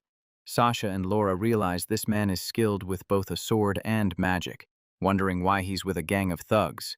Sasha explains the source of his incredible power, revealing that the staff is a cursed tool that converts its wielder's life force into magic. Laura analyzes his movements, judging his swordsmanship to be A rank, but the staff makes him far more dangerous. She notices the exhaustion on his face and realizes the curse is rapidly draining his life away. She makes a grim assessment. His power level is now S rank, or possibly even higher. Sasha cracks her knuckles, excited by the challenge, and tells Laura that she will handle this alone. Laura tries to stop her, but Sasha firmly refuses her help. Laura insists that an S-rank opponent is no big deal for a royal knight, but Sasha says that isn't the point. She declares that these thugs are here because of her, and defeating them is the only way to impress her teacher. Laura glances around and notices the other two thugs are already lying unconscious on the ground. Garza scoffs at his fallen men, calling them completely useless. He then turns on one of them, kicking him aside like trash. To Sasha's horror, he fires a blast of dark energy at the other unconscious man. She screams at him, demanding to know what he's doing to his own comrades. Garza just laughs, mocking the very idea of having comrades. The staff's dark energy overtakes him as he lunges at Sasha. She barely defends herself and is sent flying backward by the powerful blow. She lands hard, clutching her arm in pain. Garza taunts her, explaining that his men are nothing more than disposable tools. Sasha rises, asking if Klaus is his boss, unable to believe the honorable warrior would approve of this cruelty. Garza sneers, calling Klaus a fossil and declaring his loyalty to his new masters, Lord Bilsmy and Lord Zedin. Laura realizes these are the same imposters they've been investigating, and everything is connected. She remembers the imposters mentioning that this very cursed staff belonged to the royal court magician. Garza boasts that Lord Bilsmy gave him this power, and he will soon use it to defeat Klaus. Sasha sighs, realizing this quiet frontier town is far more dangerous than she ever imagined. But the danger only fuels her resolve as she summons a complex, two-layered magic circle. She unleashes gravity magic, and the air around Garza grows heavy, forcing him to his knees. He groans, his muscles straining against the immense, crushing force. Sasha smirks, taunting him now that he can't even swing his cursed staff. But her confidence vanishes as she watches him begin to resist. The staff trembles as Garza fights back against her spell. He is trying to force his way up, even if it means destroying his own body in the process. Laura shouts a warning, but Sasha yells back, telling her not to interfere. With tears of determination in her eyes, she insists she must win this fight to prove herself to her teacher. With a final roar, Garza forces himself to his feet, lifting the heavy staff against all odds. Sasha watches in disbelief as her powerful spell begins to shatter. Laura remains focused, ready to intervene at a moment's notice. Garza breaks free and charges, carving a deep trench in the earth as he rushes towards Sasha. Trapped and unable to cast another spell in time, she knows she can't block the attack. She closes her eyes, bracing for impact and apologizing to Douma for her failure. At the last second, Laura appears, grabbing Sasha and leaping away just as the attack slams into the ground. Laura lands safely on the roof and asks Sasha if she's okay. Sasha is embarrassed and angrily tells Laura not to carry her like a princess. She jumps down, landing gracefully on her feet. She asks why Laura saved her, and Laura explains it's because she sees Sasha as a rival. With a gentle smile, she adds that since Sasha wanted to get along, that also makes them friends. Sasha is so touched by her simple kindness that a tear wells up in her eye. Trying to hide her emotions, she calls Laura an idiot. Sasha finally offers a flustered thank you, making the excuse that she only cares because her teacher would be sad. Their moment is cut short by a terrifying roar as Garza's body transforms, becoming a skeletal monster. The two girls turn to face the horrifying new threat. Laura explains that the staff's magic has completely consumed him, turning him into a mindless berserker. Sasha looks at the monster with a determined expression. She tells Laura that even now, she still wants to be the one to defeat him. But this time, she swallows her pride and admits she can't do it alone, asking Laura for her help. Laura looks at her new friend and nods without hesitation. Sasha explains her plan, asking Laura to keep the berserker busy. Laura agrees and leaps into battle. She engages the roaring monster in a fierce clash of sword and staff. With Laura buying her precious time, Sasha begins to cast another complex spell. She unleashes eruption magic, sending massive chunks of rock flying into the air around Garza. The monster roars in fury, believing the attack isn't enough to stop him. Sasha remembers a lesson from Douma, who taught her that true magic begins with stacking and rewriting spells. She flashes back to her younger self, struggling to understand his complex teachings. The memory of Douma's passionate lecture fills her with purpose. She recalls how impossible the theory seemed back then. She remembers Douma encouraging her, telling her that mastering this would unlock incredible power. His words, meant to challenge the once-defeated Crimson Princess, now inspire her. Back in the present, the rocks from her spell hang suspended in the air. Determined to prove herself, Sasha summons a 3-layer composite magic circle, asking her teacher to watch. Garza looks up and realizes she intends to bring all the rocks down on him at once. He roars, refusing to let her succeed. But before he can counter, Laura dashes in and stabs him through the leg, pinning him in place. He looks down in shock at the sword that has trapped him. Seizing the opportunity, Sasha yells, "Now!" She chains her next spell, switching to gravity magic and sending the rocks hurtling down. The berserker can only scream as he is buried under a crushing rock. When the dust settles, only a massive pile of rubble remains. Laura casually remarks that he's flat as a pancake, but Sasha insists she controlled the impact. Deciding to let the authorities handle the rest, Sasha turns to Laura. She hesitates for a moment, then looks at her new friend. She holds out her hand. She asks for a real handshake this time, with no tricks. Laura points out that they already shook hands, which only flusters Sasha more. Sasha insists that their first attempt didn't count. Laura just smiles warmly at her hot-headed companion. She reaches out and takes Sasha's hand. "Nice to meet you, Sasha," Laura says sincerely, prompting Sasha to complain that she stole her line. But Sasha quickly adds that when it comes to winning Douma's heart, their friendship is a separate matter. At that moment, Douma returns and stares in shock at the pile of rubble in his yard. Klaus arrives right behind him and immediately starts apologizing for the trouble his student caused. Douma calmly tells him to stop, reassuring him that it's not his fault. Nearby, Laura explains to Natalia that the princess was nearly killed, an incident that could have started a war. Overhearing this, a concerned Douma says he needs to apologize to Sasha and asks where she is. The scene shifts, revealing Sasha excitedly taking pictures of Laura right after their battle. She directs Laura like a model, getting her to pose in a new outfit. Douma watches from afar, amazed at how close the two have become, with Sasha now completely spoiling Laura. Back in the present, Laura offers to go get Sasha for him, but Douma insists on apologizing properly himself. He stands outside a door trying to calm Klaus when a sudden scream from inside startles him.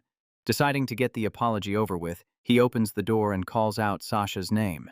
Inside, he finds Sasha and Laura playfully wrestling in a rose-filled bath.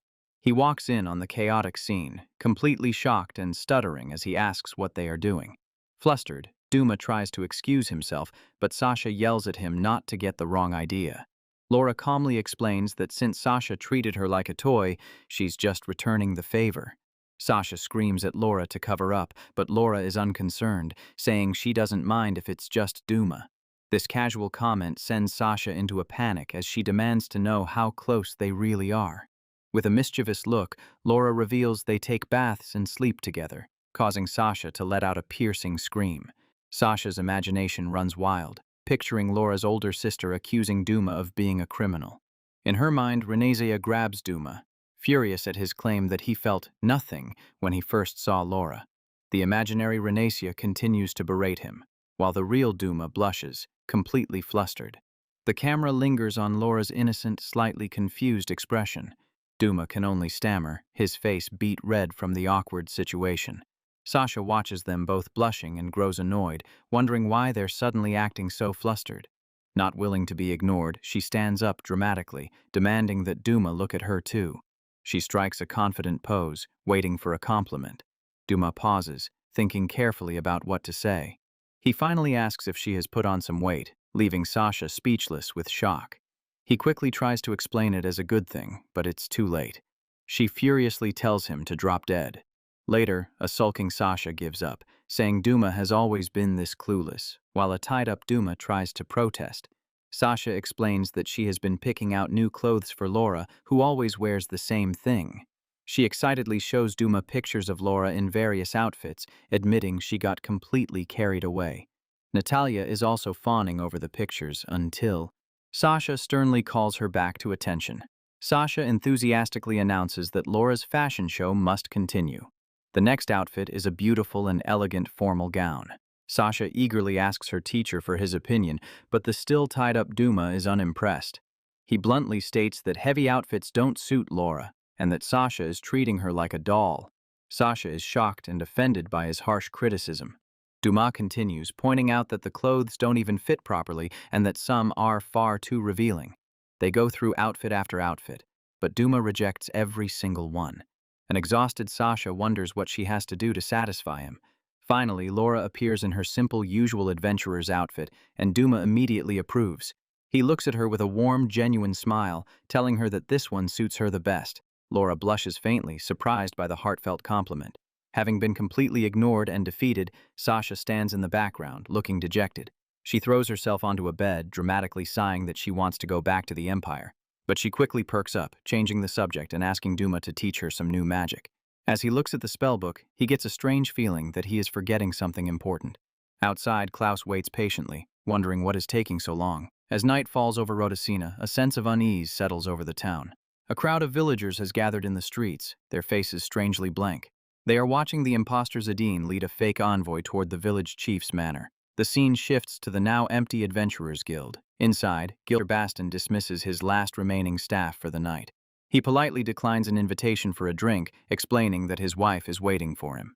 His colleague smiles, teasing him for being such a devoted husband before they part ways. As Baston prepares to leave, a worried expression crosses his face. He wonders if the talks between the village chief and the new delegation went well. He looks out the window at the town he loves so dearly. He reflects on the peaceful spirit of Rhodocina and his determination to restore it. With firm resolve, he decides to go to the chief's manor to check on things himself. Just as he stands, the guild door creaks open behind him. A figure stands in the doorway, and Baston is surprised to see it's Douma. Baston explains his concerns about the envoy, and the fake Douma says he came for the same reason. The imposter invites Baston to walk with him, and the unsuspecting guildmaster readily agrees. As they walk, the fake Douma explains that the envoy is the kingdom's response to their report about the imposters. He reassures Baston that their plan has worked and the thugs will soon be dealt with. Baston looks toward the village with a fond expression, saying how much he likes this place. He reveals he was once an S-rank adventurer and chose to retire here because of its peaceful nature. The imposter listens to his story, his expression turning cold. Baston laughs off his past as ancient history, but his companion mutters a dark proverb about the weak growing old. A sudden feeling of dread washes over Baston as he starts to call out Douma's name. But it's too late. The imposter strikes, driving a blade into his back. Baston collapses, gasping in shock and asking why a fellow mage would betray him. The camera focuses on the sharp, blood-stained magical blade. Beelsme stands over his victim, his disguise gone, replaced by a triumphant, evil grin. Meanwhile, the real Douma and Klaus are walking toward the village as the sun sets. Douma is confident they'll run into Baston on the road. He holds up a bottle of liquor, planning for them all to celebrate together. Suddenly, Klaus stops, his keen senses detecting something wrong up ahead. The real Douma arrives to a horrifying scene. Baston is bleeding on the ground, and a man who looks exactly like him stands over the body. The imposter, Bilsmy, just smirks at him. Another witness tries to warn Klaus about the attacker. Klaus rushes to his friend's side, filled with grief and rage, and orders his man to get a doctor immediately. Convinced by what he saw, Klaus's mind fills with confusion and anger, believing Douma is the attacker. As crows fly across the sky, his heart-wrenching shout echoes through the forest. Far away, the true mastermind of the plot watches events unfold. The corrupt department head smiles from beneath his hood, pleased that his plan is working perfectly.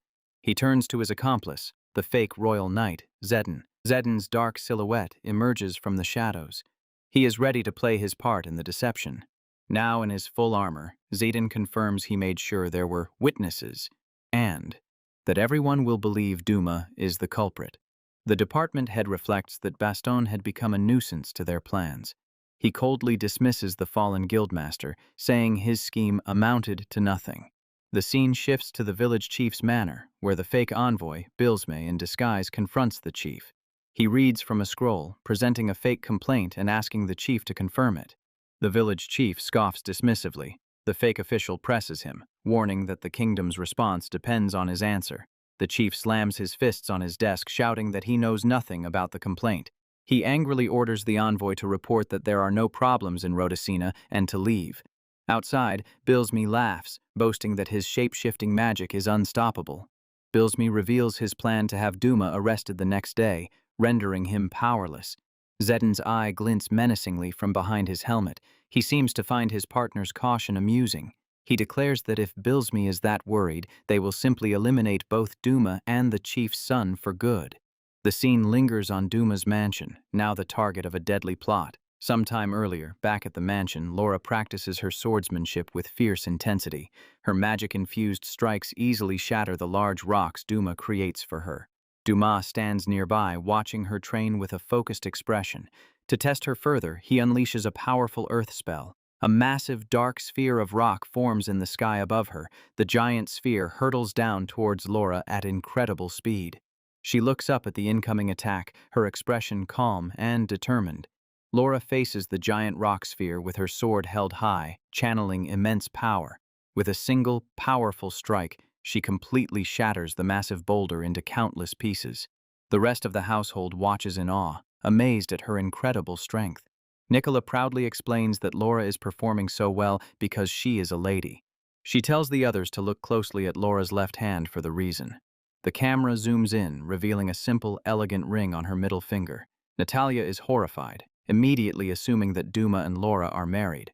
But Nicola calmly corrects her, pointing out it's on the wrong finger for an engagement. In a flashback, we see Douma giving Laura the ring the previous night, and Nicola explains this is why she is in such a good mood. The shock of this revelation is too much for Sasha, who collapses into a blank, empty husk. Later, as Douma and Laura walk through the village, they are suddenly surrounded by guards. Douma is completely confused as the guards brand him a criminal. Klaus arrives and tries to intervene, but Douma is already lost in thought, trying to figure out what he did. Klaus turns to Douma, his face grim, and tells him to listen carefully. He delivers the shocking news. Guildmaster Baston was stabbed last night. Douma is horrified and asks if he's okay, but Klaus explains that he barely survived. Klaus reveals that he and other villagers saw the attacker fleeing the scene. Douma is relieved, thinking the culprit will be caught soon, but Klaus tells him he doesn't understand. Douma clenches his fist, his confusion turning to anger as he waits for the explanation. Klaus places a heavy hand on his head and reveals the terrible truth. The attacker looked exactly like Douma. Douma is speechless as Klaus confirms that every single witness identified him. Klaus's gaze hardens as he turns to question the members of Douma's household. Sasha and Nicola arrive, and Nicola confirms she saw her master leave last night, unintentionally sealing his fate. A pair of heavy magic-suppressing shackles are fastened around Douma's wrists. He is now officially a prisoner, too stunned to resist as he is led away. Klaus looks on with a heavy heart, apologizing to the girls for how things have turned out. In a moment of perfect timing, Nicola cheerfully announces that breakfast is ready. Sasha is shocked by everyone's calm reaction, but Laura has complete faith that her teacher is innocent. If the White Tiger chimes in, saying that if Douma were to do something evil, he'd be much more clever about it. Klaus is left speechless, completely baffled by their unwavering and strange loyalty. Sasha explains that they aren't worried about Douma himself, but about what will happen to the village now. The scene shifts to the dark, grim interior of the village jail. A guard leads the shackled Douma down a long corridor. They arrive at an empty cell at the end of the hall. The guard shoves Douma inside, telling him to stay put. As the door slams shut, the guard warns him that the shackles will drain his magic. Alone, Douma examines the cuffs and decides to test their strength. With a small pulse of magic, the supposedly powerful shackles shatter instantly. Douma looks genuinely surprised at how easily they broke. He calls out to the guard, asking if he was given defective equipment. He quiets down as he senses another presence nearby. Across the hall, a mysterious prisoner with a bag over their head asks what it's like outside. Douma asks who they are, but the prisoner replies that their name no longer matters. Using his magical senses, Douma can tell this person is not a villain. The prisoner is amused, remarking that Douma is an interesting young man. The prisoner reveals their shocking identity. They are Thomas, the real village chief. The chief explains that the imposter Zedin captured him and has been impersonating him to control the village. Douma finally understands the full scope of the plot and how he was framed. He tells the chief he can't break him out immediately, much to the chief's disappointment. But a determined look appears on Douma's face as he reveals he has a much better plan. Hours later, the chief notes that it must be sunset outside. He is impressed by Douma's calm demeanor and asks if he truly has a plan. Douma confirms he does, explaining that their imprisonment is the perfect opportunity. He theorizes that the imposters are using disguises to eliminate key figures without alerting the kingdom. The chief is horrified to learn that Baston was also a victim of their scheme. Footsteps echo down the hallway. Someone is approaching. Douma senses the visitor and prepares for the next phase of his plan. He sits up, waiting for them to appear. A figure appears outside his cell, and it's Laura. Douma pretends to be relieved, asking if she and the others are okay and if she's here to rescue him. The fake Laura silently unlocks his cell door. She grabs his hand and pulls him into the corridor. For a moment, he looks at their joined hands with a flicker of emotion. He lets her push him back, pretending to be caught off guard. In a shocking act of betrayal, she stabs him through the back with her sword. Douma looks down at her, acting surprised and hurt as he asks why. The chief screams in horror from his cell as he witnesses the attack. The face of Laura twists into the cruel, masked smile of the imposter, Zedin. Douma's body hits the stone floor with a thud. The disguised Zedin flees, leaving Douma for dead. Douma lies motionless on the cold floor as the helpless chief watches. The camera closes in on the fatal wound in his back. A moment later, Douma sits up, letting out a sigh of relief. He stands over the chief's cell, a magic circle glowing on his hand, remarking that the blade went in deep. The chief, utterly bewildered, asks what just happened. Douma explains that he used projection magic to create an illusion of himself to take the hit. He reassures the chief that he always keeps a healing spell active on himself, so he was never in real danger. Douma frees the chief, who now understands that this was the chance Douma had planned for. Now that the imposters believe them dead, Douma explains, they can move freely and use fake bodies to complete the illusion. The chief realizes the brilliance of the plan as Douma tells him he will need his help for Phase 2. Douma reflects on the impostor's powerful shape-shifting magic. He reveals that he only saw through the disguise because the fake Laura wasn't wearing the ring he had given the real one. He then gives the chief an invisibility ring to help him escape the jail undetected. Meanwhile, Zedin reports back to his master, confirming that Douma and the chief have been dealt with.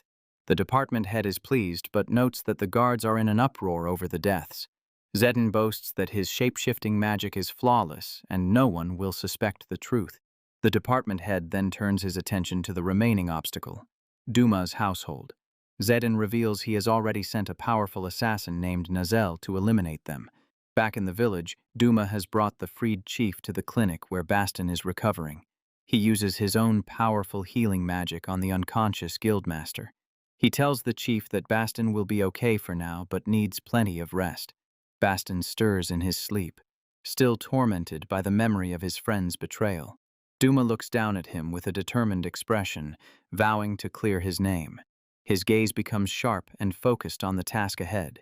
He makes a silent promise to Baston that he will have everything resolved before he wakes up. Using enhancement magic, Douma prepares to race back to his mansion.